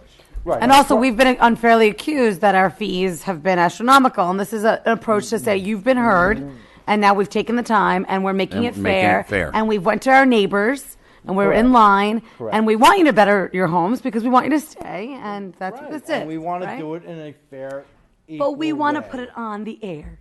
There you go. problem- And the those problem- people who come to you and tell you our fees are astronomical have not left the town, have not worked in other towns. Trust me when I tell you. Mhm. Yeah. No, there are other towns that are astronomical. Way. I mean, an average home cost in town of Putnam Valley is over $10,000 for their permit. Ours is around $8,000. So when people come to you and say our fees are astronomical, they don't. They did not go around town. They did not go to other towns. But I assure you that the work that you guys did to Oh, do we the worked remedies hard on the on this. master fee was to create a friendly development, right? We tried to take the best from every town. Yeah. The best fee structure from every town. How did you determine what was best? What's fair? What's fair to the residents? What's fair and right? I mean, Did you base it on like a population of like square footage of homes and Yes. like needs population, and how wide the medium, the same size houses, the same population. yeah the same front type- lots, the back lots. I mean, Right, because so you're that's- not looking at other communities and saying here's the one who charges the top, so here's No, the top. no. Right now, we were pretty much at the bottom. And so, but if you're changing things the way you're explaining, we're still going to be at the bottom. We're going to be more equitable. We're going to be fair. In other words, we were at the top in price point, but people were doing less development and less transparency with the building because we were costing them so much to do a bathroom, let's say. Right. So now we're incentivizing in the sense of like, we are not the enemy. You can come here and get a permit and do it legit. In fact, we want to support you, bring you to local businesses and do this right. And the way that they came up with the numbers, which Tommy, you were the one on it, not us, but I just want to echo, I don't know if I'm saying the truth, is that we match, because the only way you can do this is by matching lot sizes, socioeconomics, all of that. You cannot just pull a fee because you like a number. In the office. I'm just trying to understand how they came to the conclusion. I'm hoping I'm right, right? I'm hoping you're right too. But that's why Because I if keep not, we're asking going to do this again. We, Like- we went to like Croton, which is very size and. I don't need specifics, but it traffic. has to be a combination of Correct. socioeconomics, lot sizes. Correct. It can't just be like, hey. No, it's no. We didn't just go, hey, pick a number. No. Again, Tommy and I'm a 42-year builder. Tommy, probably that or more. So we've worked in other areas. We know what they're doing, what sizes they are, and how they come up with it. Correct, Tommy? Yep. So Yep. we worked a long time on this. This has been going on for almost a year and a half, 2 years. Year and a half anyhow, and it was at some points daunting because we were going back and forth between towns, and when you're working on a job site and you have other contractors, I went to the building department. And I said, and? Well, the fees are astronomical. I said, check. Where else have you worked? Right. And then when they go to check with another municipality, it'll show that we're either a little bit lower or right on par with them. Right. But and this will even bring us further. Yeah. To that point. And again, like, I hate to keep saying like a bathroom, but think about the bathroom in your house. 40 square feet. Mm-hmm. Okay? Sheet of But it plywood. could cost you 30 grand to do. Right? So Depending on what you're putting in there. well, it could. Or if you're building one, it could cost you $20,000-$30,000. And you're getting hammered. So we're trying to even So it that's out. one of the things that you're making more equitable. What other things did you look at? Housing, new construction. A square foot price, we were charging for new square foot price $1.75 a square foot for new house. Then we were also charging, that's living space. Then you had non-living space like basements and Basements. attics that we were charging $1 square foot. Still high. So yeah, I mean you can have a huge basement or a huge attic and you're getting You're not hammered even, with it. Yeah, because you're not maximizing. So why are we charging for those areas? Why don't we just charge For usable space. for usable space? But how much is it costing you to build the house? Yeah. How much is it costing you to build that house? Today, that might not be. Everybody's like cringing because material. Yeah, it's price- 150% markup. So we're going to do it on the means. There's a means way to calculate the fees that are like don't take that into consideration. It's more of a older calculation from prior to COVID, where the cost of lumber is 60% higher. So. And some of the fees in here we did. I mean, unless you want to go line for line, we did just a flat rate. Right. Where if you're one of my profession, you're replacing an oil tank or removing one, it's a flat fee in, flat fee out, because it's one inspection, done. Done, one and done. You're out. So, and same generators, trying to be more fair and equitable with that. Sheds, being more fair and equitable with that, because the prices have been all over the place, depending on the size of your shed. So we want to get rid of that. The other thing I want to talk about, if I may, fences. We have a huge problem in town with fences. Okay, they are highly regulated by this town. Size, where they can be placed, how they have to be installed. We cannot regulate them. We don't have a permit for them. It's insane. So you go and spend Wait, so there's $30,000 to have a fence put in, and I have to come in and tell you might have to take it down. It's not right. But hold on a second. Sure. Hold on. Sure. It is regulated by the town or not? It is. 100%. It is, but we don't have a permit for it. Right. So it's more shame on us than shame on them. Correct. Oh, But and then absolutely. you're going to show up there and say, "Hey, we don't have a permit for it, but you put up a $30,000 fence, and because you put it up, even though we don't have one, incorrectly based on the terms of which we don't have a permit for, you got to take it down." Well, I'd send you to zoning to get a zoning And those people didn't come to courtesy of the floor. Does not have to. No. Okay, It's so the law. But I'm sorry, That's why I'm we saying have. I want one. But we have all of these wonderful fence, Campanella, Salem. They know. They the know law. what's up. They know the law. Yeah, I know them. They're good guys. They know the law. They know what they're supposed to do. It does not necessarily mean that they do it properly. But if we have the don't permit, so nobody's going to come look at it. right? Like I don't know if I. So can what? give you So an then, what do example we of say? No, we don't have an example. So I got I buy my house. It's got a 30-foot fence. Right? sorry? I buy a house. It's got a 30-foot fence. Mm-hmm. Doesn't show up on my title report because there's no open permit, right? Because there Correct. wasn't a permit. Correct. I buy it. I live in it. Life is good. Yeah. You come by and you tell me, oh, this is not going to work for you. This 30-foot fence doesn't work. Now I'm going to get hit with a violation and you're going to take it down. Well, I'm going to say to you, you need to go to zoning to see if you can legalize what is there, which gives me another nightmare. So is How do that I now a fee send that you we that? eat or? I don't care if you charge $1. Right. I don't care what. To you help What did you people. propose? What do That's I what I'm asking. propose? Because what I'm saying is What are you right now we proposing have for the- houses that have 'cause fence. you're proposing the creation of a new fee. So what's the fee? $25, $50 for a fence permit. Okay. Straight up. And this way they go and inspect it. They submit and they say, hey, I'm going to put up a 6-foot side fence. Well, no, you can't put up a 6-foot side fence. You can put up a... But Tommy, doesn't the fence company do that? Because in Rye, they did that. They try to get away with it. So You're if, the if, consumer. if I, And you're if the I'm consumer. right? They're If gonna I'm sell you the anything you customer, want. right? And and they say, well, regulation is this, and I say, well, I want a 6-foot fence. They're gonna say, all right. Yeah, they'll put it up. There's no permit. I would make you so- sign a liability waiver. There's no way that like. Well, that's you. Most other people don't know You know what I'm that. saying? though. Like, I understand. but what I'm you're also saying, I'm but- worried about the people that move here and Well, don't we're know that they seeing- have. So I'm saying in these fees, in the event that you have a fence or something that's in violation to a code and you didn't know because it wasn't an open permit on schedule whatever B of your title report, is there a way for them to get the permit or not? Like in other words, like is there any like they're gonna have to fix it? They have to fix it or have to go to zoning to get a variance. John, when was this taken out? The money. We have the zoning, or wasn't this permit taken away several years ago? Yes. I thought so. Yes, it was. Yeah. Because I read in the code that anything regulated must need a permit. Mhm. So during a previous administration, I went to the supervisors and showed them this section, and he said, great, until I did it. Then some of the town board members didn't like it, and made me take it away. Yeah, it's something that's needed.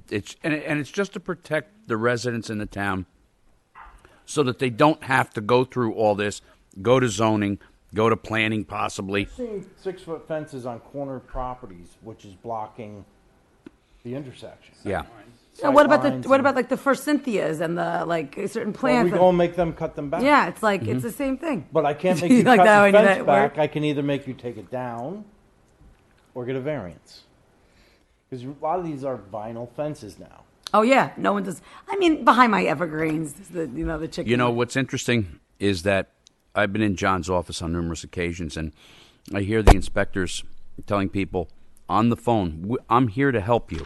Right. You know, I want to make sure you do it right. I'm not here, to try and give you more problems than you need. We have tried to transform the office because building departments in general have a very bad rap of coming in and being nose diggers. Yeah. no, you cannot. No, we want to say, how can you? And this is a way of me saying, how can I help you? How can I help you get that fence up? How can I do this for you? Instead of no, or you put that fence up, you put up 2,000 feet of fence, and you put the good side in and not out, and now Oh yeah, that's a whole other thing. you got to rip it down, or you got to go to zoning and get a variance. So now we're going to clog our zoning board up with variances for things we don't even have a permit for. John's trying to be the kinder, gentler building inspector. Wow. How's that? That's good. So you but have two different types of fences, right? We have the permit for the pool fence and then the permit for the regular fence. Pool fence is automatically in your pool permit. But sometimes perimeter double locked fencing allows you not to have a pool fence. That is your pool fence. Interesting. That is your pool. And do we require alarms on those? Only on the house. Only on the sliding door out to the back. Or windows. But we don't require it on the Just press need a down lock. Just on the lock. So there's no No alarm. All right. Huh. So where in here did you propose the new? I didn't. I have to get permission first, then put it in. Yeah, but Is there like a rough draft though? Like, is the This red the rough permission? draft. This is basically. yeah, but you should have the fence. You should put the fence permit in Okay. the draft for I'll us do to. that. So what are we going to get for that? $25? I think that's Whatever you. I don't want to bang them over the head, but I want them to get one. Yeah, just so that they know what they can and cannot do. Correct. It's all about informing them of what Before it's up. Before it's up, because these vinyl fences are expensive. Yeah. Are very expensive. And for me to come tell you, and if the zoning board says no, now you got to take it down. You're going to be mad that you spent $25. You're going to be mad that you spent $20,000, and you got to take it down. So give us a final recommendation on a number. 25 is fine. Okay. And I think so, no too. application fee. Right. Just get it in. Okay. I mean, let's start it out and get people coming in to do them. And we'll notify our fence installers, hey, Yeah. this is on the books now. You got to get a permit before you Yeah. put a fence up. Absolutely. Keep it clean, keep it simple. Yeah, let's get them motivated to come in. If That's you all. make it $100, $200, they may say, well, I'll put it up, and then I'll say, oh, I put it up prior to the law. Why is an above ground pool $200 and an in ground pool only $800? I didn't make that schedule. I'm living with that schedule. Because when you dig an in-ground pool, a you lot of change. work.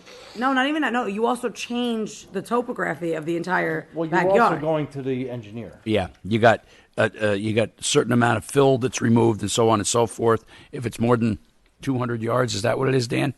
Yeah, 200 yards of fill that's removed, then you have to get all sorts of different You're approvals. going So to the engineering department. So that makes sure that we could probably add the semi in ground, which where they're like 2 feet in the ground, 2 feet above ground. I consider that in ground. Anything below ground is an in ground. Huh. Has to be. You're doing excavation. If you're digging, you're digging. You're digging, you're digging. 2 feet or 6 feet, you're digging. You got to go to Dan for the permit. All right, what else? That's where I'm at. Yep. I mean, You're we're gonna- changing. I'm not the only one changing the fee schedule. So you're going to include the Fence. You're going to send this back with the fence included. Correct. That's all. All right. Adam, have you reviewed? No, I have not. All right. So let's get Adam to review, Mhm. and then we can do this by resolution now with the new law. Right? Yep. Yes. Okay. So get your eyes on it, please. Do I need to do anything to add the fence permit? I'll take a look at it. Discuss it. Just work with Adam on it. Okay. You're up. Thanks, Let's John. let's get it up to Adam so we can look at it I'll do it tomorrow. this week, so that because all of a sudden we'll have fences going up, kind of like we did with the one guy down on Stony Street. All right, good. I kind of like the new title, what'd you say, a kinder, Gentler building department. inspector. He's at least he's honest. Yeah, all right. I'm going to try to be authentic here. Kinder, I like we're going that. kinder. Okay. Then we're going to an aggressive water department. Okay. Kenny, what are you changing here? So I'm not changing much. The one thing that I would like to change, I'd recommend to the board, is our water connection fees.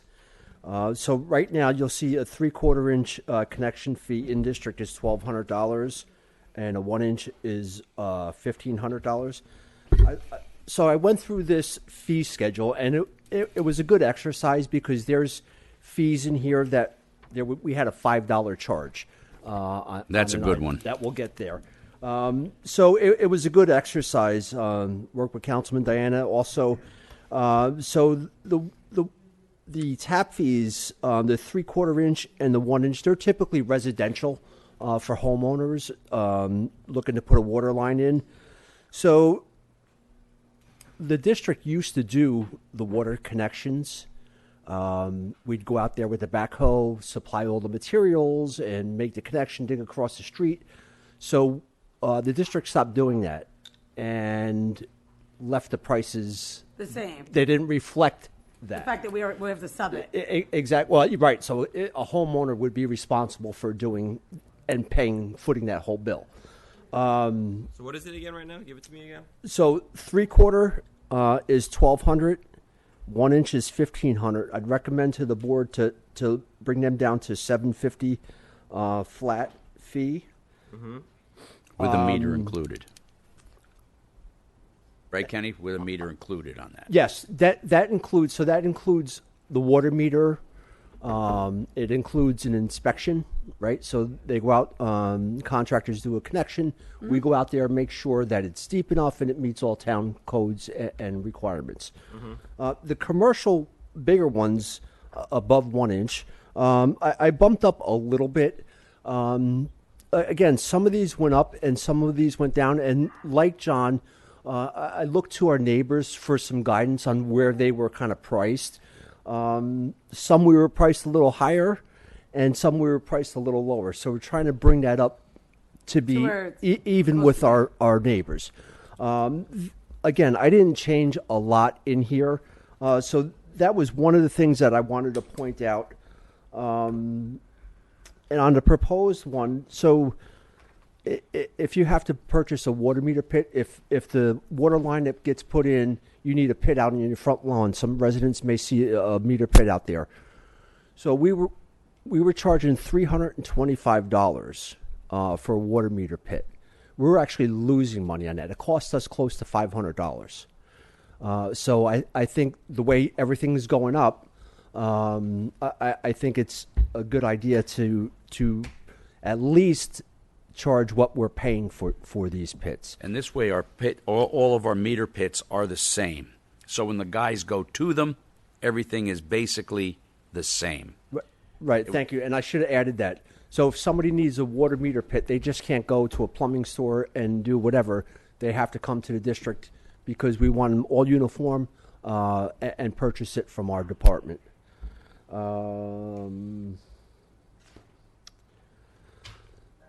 The water meters, so I've seen it throughout time. It doesn't happen that often, but it does happen where somebody's remodeling a house or they're demoing it or the meter goes missing, right? So they have to come for us, and we're not going to give that water meter. They should pay for that. They've already given one. So we were charging $135. So I just added to whatever our current bid was, our bid price. Which is? It's a lot more than $135. What is it? What is So a meter, radio,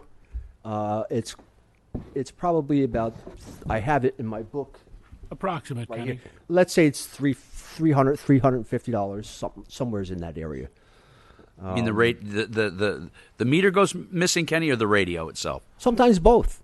Really? Right. So another example of that is, and we see this quite often, folks, residents are remodeling their home. They're doing vinyl siding. Well, the cider comes in, right, puts the vinyl siding on it, and the device that's sending the signal out to the for the water meter, it's gone. Yep. So all the other ratepayers in Yorktown have to make up for that. So that's not fair. That homeowner should pay for that device, right? Because they're responsible for that device. And again, it's just to bid price. Whatever, we're not making a penny on it. What we're paying, that's what I'm requesting that the board consider. Another thing that I'm looking to do is... Sorry, Kenny, going back to on that one? Yeah, go ahead. Yep. So does that just cover the cost? The $350? For the water meter itself, yes. But they have to pay for installation. Right, but it just covers the cost. Yeah. That's my point. Basically, yes. Yeah. Yeah. We're not jacking We're it not, up. we're not trying to. No. Yeah. Again, No. absolutely. Absolutely not. So we're not trying to make money off of the installation. Absolutely not. And we're not marking up the stuff like they would have to do at a plumbing supply house. Right. Right. So we're not charging. We're not saying that it costs us $350. We're going to charge $450, make $100 each. No. Right. No.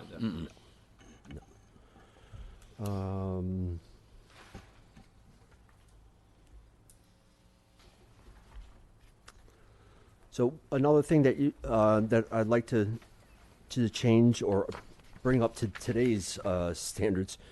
So if you're having work done at your house, we have to come out and turn the water off. There's a charge for that. It's $25, right? Whoa, why do you have to come out and turn the water off? Yeah, if we They have don't know how to do it?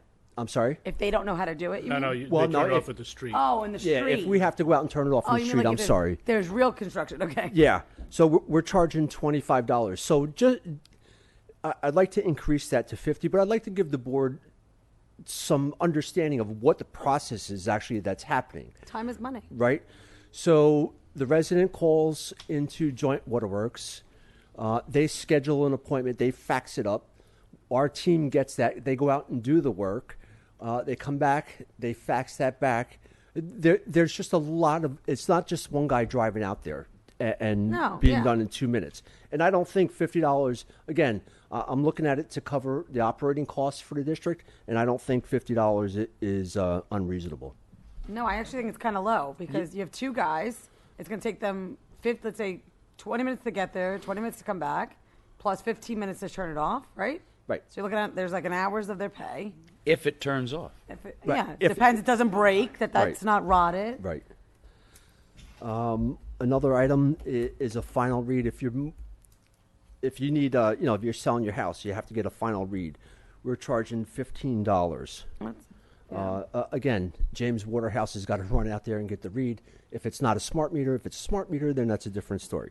But so somebody's got to go out there. So I'm asking to increase that to $45. But eventually, they're all going to be smart meters anyway, so the point will be moot, right? Right. No, they still have to go out there and do the final read, right? Well, if they're all smart meters, they can do it on the computer. Oh, they can do it on there the computer, still has okay. to be a final read done. Mhm. It's just going But to be you don't done a need different manpower. way. Right. And that You has don't to gotta be drive out there. Right. And that final read is then processed, put on a form, and submitted to the To the billing. to the To Joint Waterworks. joint water, and also for the attorneys doing the closing. Correct? Yes, exactly right. So They'll there's call us still from- work involved. They'll call us from the closing saying we need a final read. So I have a question. I don't see a backflow permit, for the laundry machine or the pool, so that it doesn't go into your drinking water. Are we not doing that? I mean, I know that down county they do it, where you have to file a permit when you you sell the house. I do have it on here. Did I miss it? A lot of our fees were not on the master fee schedule, but they were in town code. Okay. So during this process, we try to condense all of our fees onto the one. master fee list. So those charges, they're not changing. I don't think that we need to. Add them on here, so they're fine. Yeah, Okay. I don't think that we need to charge those. And I just have one more.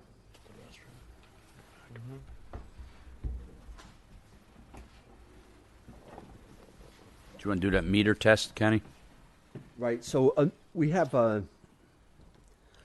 for a meter test. Somebody calls a discrepancy, and they say, "There's no way that my bill is that."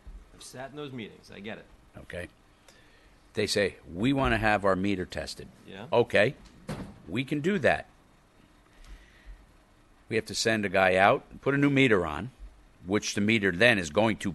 And did you find out from Joint Waterworks, and we'll get into that, whether they can put a to reset it, and so forth? Not as of yet. Okay. So we put a new meter on. That becomes their meter. It starts at 0 at that point, per se. And their meter then is taken and sent out to, I don't know, Acme Meter Test Works. So it gets tested. And then we get a bill for how much, Kenny? Close to $250. Okay. So, To test it. yeah. Yeah. Do you know what we were charging? Nothing? $5. $5 for meter test. And again, not counting the new meter, but we're kind of replacing it. So, okay. And the man's time. Yeah. So that alone, it just proves that this was a great exercise to go through this and look at our fees. So that's really the changes that I have. Yeah. And the change, what did we come up with that on there, Kenny? Because sorry. It's basically the cost of the meter plus the man's time. Right. It's $300. Yes. Going from 5 to 300. Yes. And I think But that's technically, $250 of it goes to the meter. paying the meter. I thought the meter was $350. No, I'm just saying, like, How much no, is the meter? Testing the meter. It's testing to make sure it's calibrated. The bill So we get if is you didn't, $50. The guy that makes sure that there's. But you're putting a new meter in, so you could pull the old meter out. To Right. test yes. It's a holding meter, right? Yeah, they're kind of in a gray area out there, just kind of floating in space. But we were charging $5. If the supervisor wanted his meter calibrated during his leak, he could have paid $5, and we would have spent $250 to be tested. You didn't need to. You figured it's it all crazy. out. You know, He didn't look at the bill, I think, until too late. So that. Well, thank you, Kenny. That's all the changes I had. Does the board have any questions for me? So we're going up, we're going down.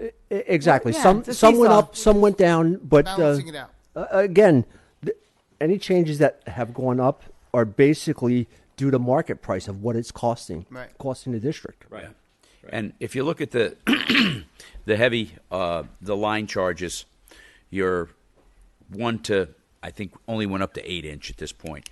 But when you got to do a tap on a 1 to 8-inch line, Forget it. okay, anything can happen at that point. You know, so those charges may be well warranted because the guy that starts doing the tap, all of a sudden you start getting a lateral crack in that pipe, and now you got the water department out there replacing it from hither to yon. Or trying to like replace the part with the two couplings and Right. So it's those are the commercial meters are the ones, or the commercial taps, are the ones that could really give you trouble. And then our next step is going to be the commercial meters. Yes. So we're working on that too. Very good. Okay. So can you just touch base with Adam this week?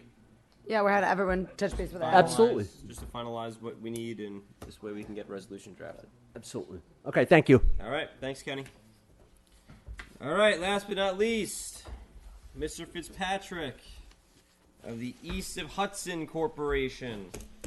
Mr. Ciarcia, town engineer, talking about a proposed phosphorus reduction project off of Ridge Street. Good evening.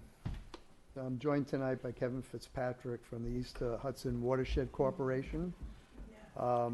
They've been looking over the past few years for projects in our town and other towns which are under their jurisdiction to provide these improvements to basically provide improvements to the water quality from our existing stormwater infrastructure.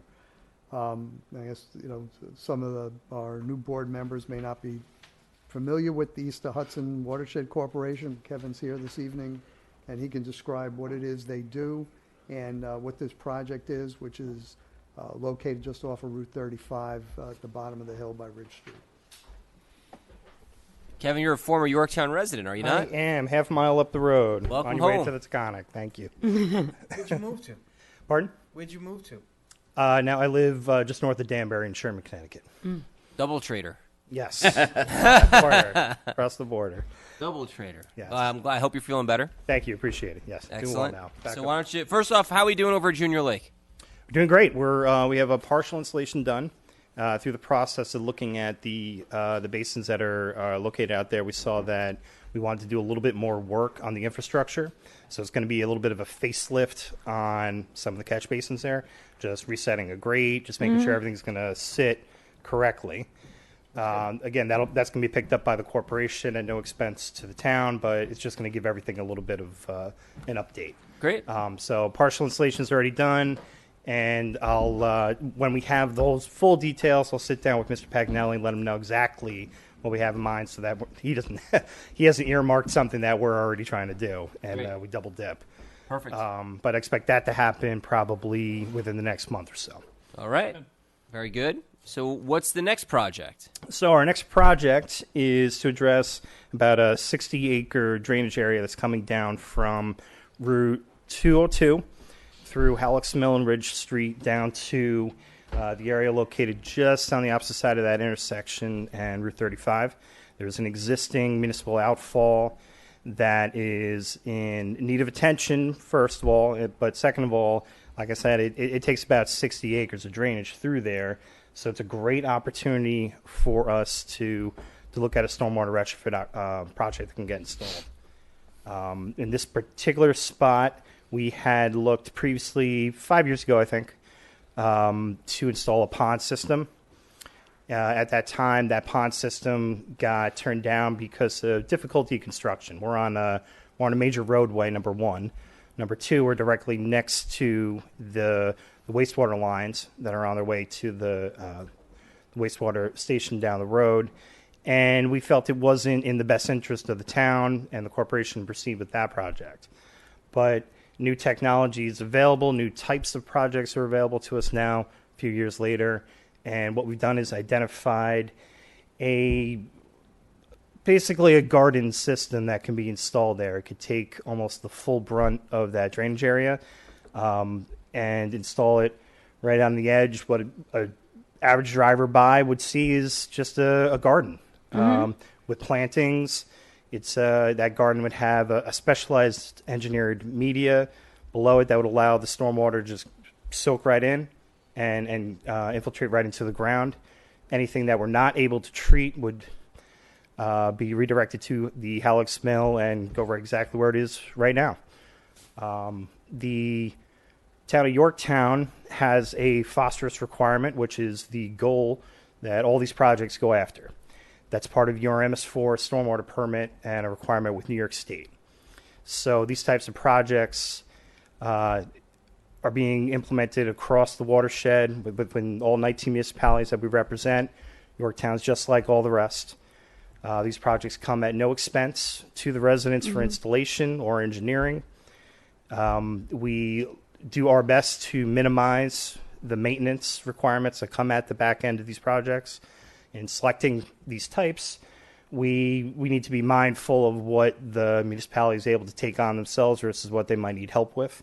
I think that this type of project, which is called bioinfiltration, specifically from the Ferguson company, it's called their focal point units, which, as I said, is just a graduated garden for the most part. Very low maintenance. We'd be talking about replacing mulch, plantings when needed if something isn't surviving, and likely the use of a vac truck to clean out the front end of the system. Because with all these projects, the best way to keep them going and healthy is clean it up front. Don't let it get clogged up. How will it respond to like street salt? These types of projects are installed frequently in areas of highways, in major roads. Sure, a direct blast of salt might not be the best, but that's why you have the pre-treatment area first, because all that water will go right into that pre-treatment zone. Some of that salt will be able to settle out, dilute it, and then gradually comes into the garden. I don't have a Vactor. Okay, so that's an obvious issue that we can work with the town to make sure that we have it. We do have, the town has a Vactor. Well, actually, the town the has a two? Vactor that's You've got a sort of Vactor. helter-skelter. So we've got really two Vactors, sewer and water. Is that tube right So as long as, and I understand what our highway superintendent is saying, so as long as and is Kenny's, I don't know if he's still here, but as long as our water and sewer department are willing to provide a helping hand, that shouldn't be a big issue. A big lift. In a perfect world. Right, but in an imperfect Too bad world. everyone's not here to discuss that. But I'll put it this way. The arrangement always was, with respect to the Vactor, that's the sewer. That was a shared piece of equipment between sewer and highway. Highway maintained that piece of equipment.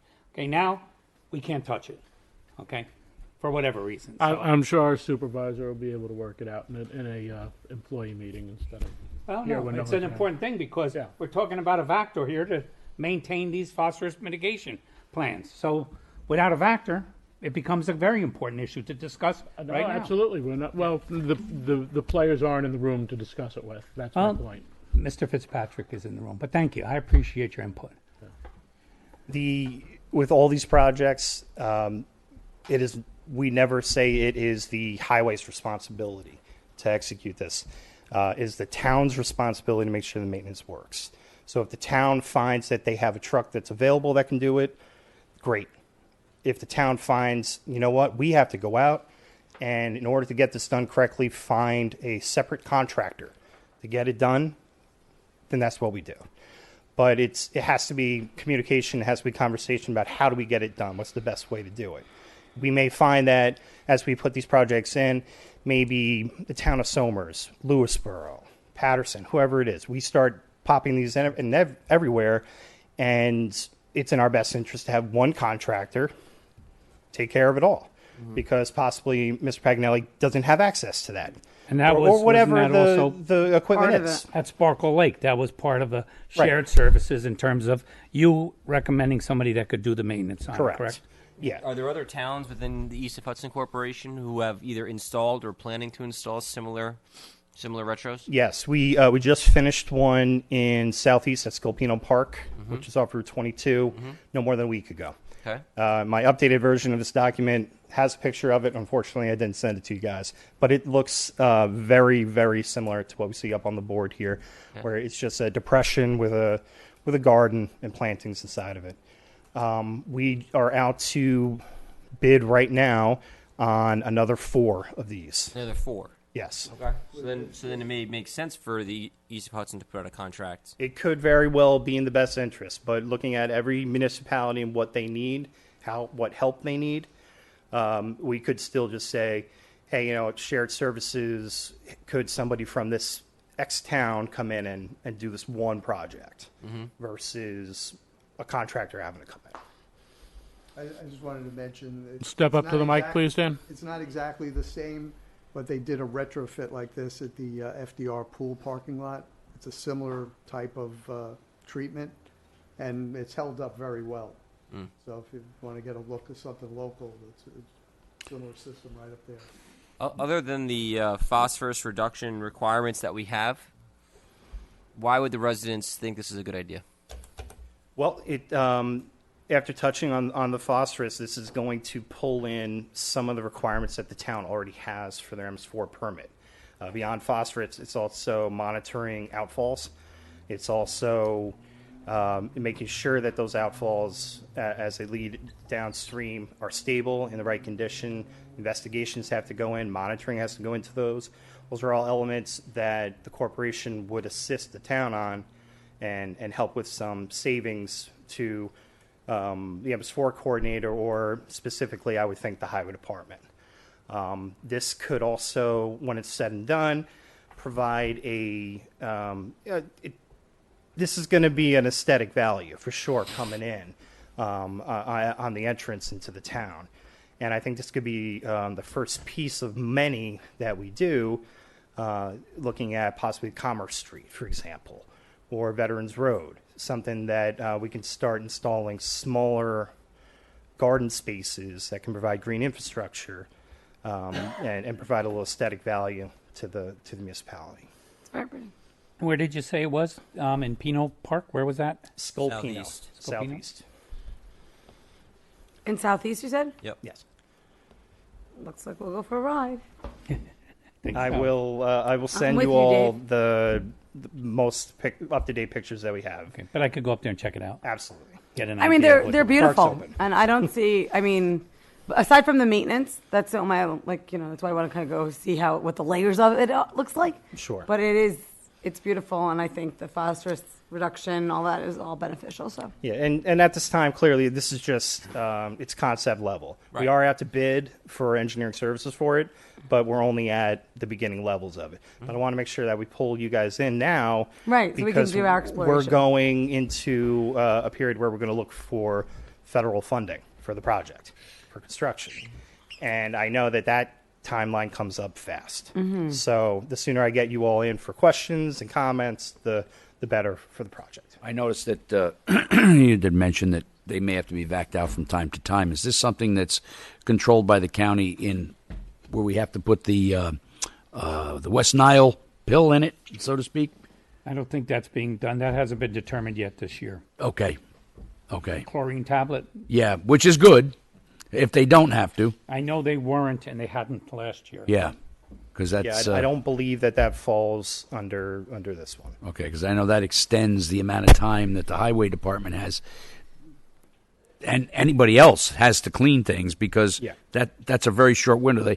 What do we get from the larvae? 3 months for the larvae?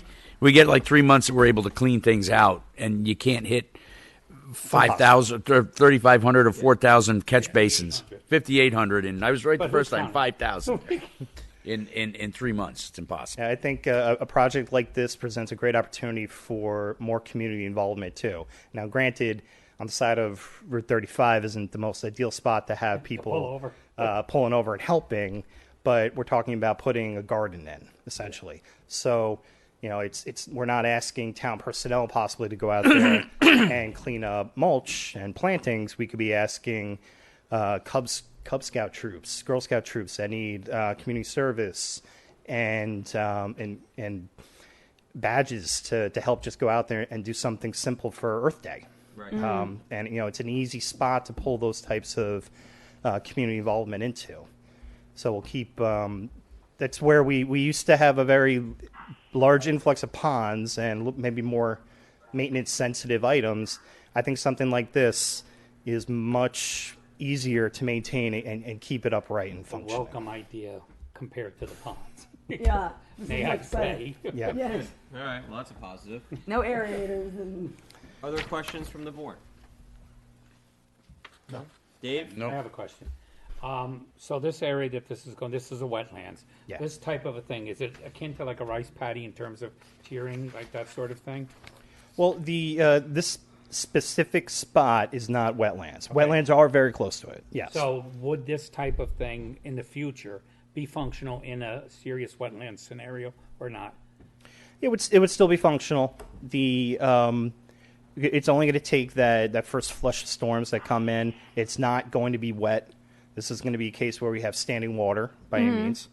The water, when designed correctly, the water is just going to shoot right through, and the plantings that get put in there are special plantings that'll To absorb the water. absorb Almost as like a fast dry as well? possible.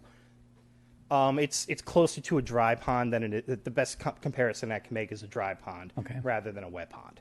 But the way it's set up is it'll have plenty of plantings rather than being a barren bowl that a dry pond tends to be. Happy to see it. Great. So the next step for me is going to be getting to a 30% design that I can actually show you. Yep. I can actually explain the impact to the residents. And for sure, we have a New York State DOT permit that we'll have to get because we'll be working right on the side of the road. I'll be working with the town engineer to make sure that we have zero impact or concern towards the wastewater lines that intersect there. Yep. We're fortunate that we have a lot of space to work with, and I'm very confident that we can stay clear. So right now we have a maximum area that we're going to work in, and as we're going through, if we have to keep choking that back, we'll just get whatever we can and get the best project that we can for everyone. Dan? Thoughts? Concerns? Issues? It's an area, actually, the drain system in there, we have pipes that are, all rotted, so it really is an area where, if nothing else, maintenance is overdue. So to be able to leverage this project to fix that and to actually provide a water quality benefit seems like a good thing to do. Win-win. Yeah. And I'm sorry, I missed when you first started. Did you say how many of these you're actually looking at? How many sites? I believe we should have 6 when all said and done. We just went out to bid on 3. This is part of a bid package that has another 3.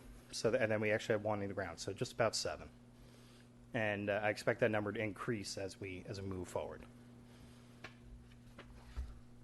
Any other questions? So you're going to go to 30% design and come back? Yes. And I know many of us want to go take a ride up to Southeast to take a look. Yes? Yes. You're driving? Common squirrel. I'm We're driving. taking the silver Can you squirrel handle the for a cigar ride? smoke? All right. I'm down. Sounds good. Okay. So at that I point, won't wash my hair today. we'll look for an installation agreement, and so we can keep moving forward to. So you're going to come back though at that 30% point Yes. to give us a more clear understanding of potential impact, what it's going to do. Again, just walking us through that whole process. Absolutely. Okay. Does that make sense, everybody? Yep. Yes, absolutely. Thanks, Kevin. All right. I mean, it's a beautiful- Kevin, thank you. Thank you very much. Thank you. Thanks. Dan, thank you. All right. Bye, Dan. We're going to go to resolutions. Authorize the supervisor to enter into an agreement with Washington Prime Group for our drive-in movie night on May 26th. We're going to authorize the comptroller to process a budget transfer. This is for the town hall entrance renovation regarding the oil spill cleanup. Authorize the clerk to advertise a bid for streetlight maintenance. Authorize the clerk to advertise a bid for traffic light maintenance. Authorize the clerk to advertise bid for asphalt laid in place. Sounds like the highway superintendent's got some stuff for you today. You think? Authorize the comptroller to refund a duplicate tax payment. A gentleman was here earlier today. We wish him the best. Yes. Authorize our highway superintendent to extend tree removal services for Oh, 1 let me year. comment on that.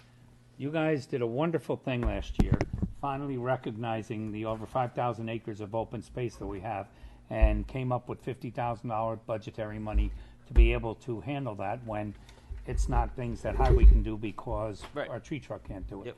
and I think we still have $36,000 left. something to Don't that jinx it. Yeah, you know what happens. Every jinx it. year, you know. Do not But jinx it's been it. going very well. So. That's great. Yep. I appreciate that, and thank you for Very spearheading nice. that effort. We're going to authorize the highway superintendent to extend the bid for Cummins engine OEM parts. Cummins? Cummins is a spice. Mr. Cummins. Cummins is spice. Whatever. We're going to authorize the highway superintendent to extend the bid for pavement markings. Man, this highway superintendent, he must be working. I'm I got telling you. nothing else to do. Do you have writer's cramp? We're going to Do you have writer's authorize the general foreman to deem a vehicle obsolete and be sold at auction. This is a 2004 Ford with 183,000 miles on it. We're going to authorize the clerk to advertise a bid for John Deere. Did I say that part right? OEM parts. That one you got. We're going to authorize the clerk to advertise a bid for Ford Super Duty F550s. 550s. I'm getting tired. So can I speak to that? If you must. Oh, sure. You have rambled on all night. Now you're in a hurry to get out. So you've been talking about supply chain all night, right? What's the supply chain on this? What's the supply chain on that? We went out to bid in December, all right, on a mini bid for Ford F550s. First bid came back at $92,000 apiece. Wasn't happy. Went out to bid again. Second bid came back at $112,000 apiece. Oh, it gets better. Then I got really mad and went out to bid again, and the third bid came back at $128,000. Yeah. So now what we're trying to do is we're going nationwide because anything we order today, we won't have until 2024. So that really doesn't work so well. So we're trying to go nationwide. Been working with Pat, working with Matt to figure out how do we do this? How do we buy from a dealership out in Arizona? Right. So And then we're going to take the Silver Squirrel out to Arizona. well, that too. What, that- hitch we on the were- machine we with were the trailer? we were going to Gonna do take that. 'cause road they, trip to they wanted Arizona. $1,900 a truck to ship it. But so then I said, okay, let's see. I've got to drive everybody out there, all right, or fly them out. Then I got to keep them overnight there. Then I got to buy them like breakfast, lunch, and dinner 2 days in a row, and it was like way more money. So we're going to have them ship it. Silver Squirrel, here we come. The Silver Yeah. Squirrel Road trip. Express. It's amazing because now you go to buy a car. Yep. There's a $5,000 lot tax that they put on. Wow. Yeah, so it's sticker plus lot tax. Oh, there you go. Watch that sticker. All right, authorize the supervisor to execute a hold harmless agreement with the Putnam North and Westchester BOCES. This is for the Animation Fest that our Arts and Culture Committee are working on. We're excited for that. And we're going to authorize the supervisor to sign a landlord authorization form for the Yorktown Chamber Spring Festival and Car Show. We have others. Let's go with what we got from closed. Be it resolved that Brandon R. Montero of Yorktown Heights, New York, is hereby appointed permanent police officer in the town of Yorktown Police Department from eligible list number 60-194, effective May 13th. That's this Friday. Happy birthday. 2022, to be paid the contractual salary of $59,709. No, seriously, it's his birthday on Friday. Yes. Be it resolved. Yeah, you're smearing him on his birthday. It's pretty cool. Be it resolved that this appointment is subject to a probationary period of not less than 12, no more than 72 weeks, commencing on the first date of appointment on May 13th. And we wish him a safe career here in Yorktown. Yes. Be it resolved that Matthew Hoke is hereby appointed temporary to the Civil Service title Motor Equipment Operator, Job Class Code 0427-02, within the Refuse and Recycling Department, effective May 16th, 2022. That's not his birthday. To be paid from Yorktown CSA Salary Schedule A. You're getting silly. Group 10, Step 2, which is $58,918 annually. I'm going to go order another, 12 F5550s. 55550s. All right, and then the last two from tonight's meeting. Be resolved that the town board authorizes renovations to be performed at the Albert A. Capellini Community and Cultural Center as follows. Garland Building Roof Repairs, $907,650. AT Equipment Theater Seating, $153,075. Peak Performance Boiler Replacement, $150,000 for a grand total of $1,210,725. Be it resolved that the town comptroller is hereby authorized to transfer funds as follows for these renovations: $1,210,725 from the general fund balance to be moved to capital project renovations to town buildings, and that again is $1,210,725. And then lastly, we're going to authorize the supervisor to sign an agreement with Core and Main in an amount not to exceed $1,811,683.62 for the purchase and installation of approximately 4,500 FlexNet iPearl water meters, radios, and customer portal system. Be it further resolved, the town will borrow $1,811,683.62 in the form of a bond anticipation note to fund this purchase. So moved. Second. All in favor? Aye. Aye. Any opposed? No. Motion's carried. Now, Mr. Rodriguez, we need to Go into close again. We're going to make a motion to return to closed to discuss a legal matter. We will close the meeting from there. Thank you very much. Good night, Yorktown. Good night.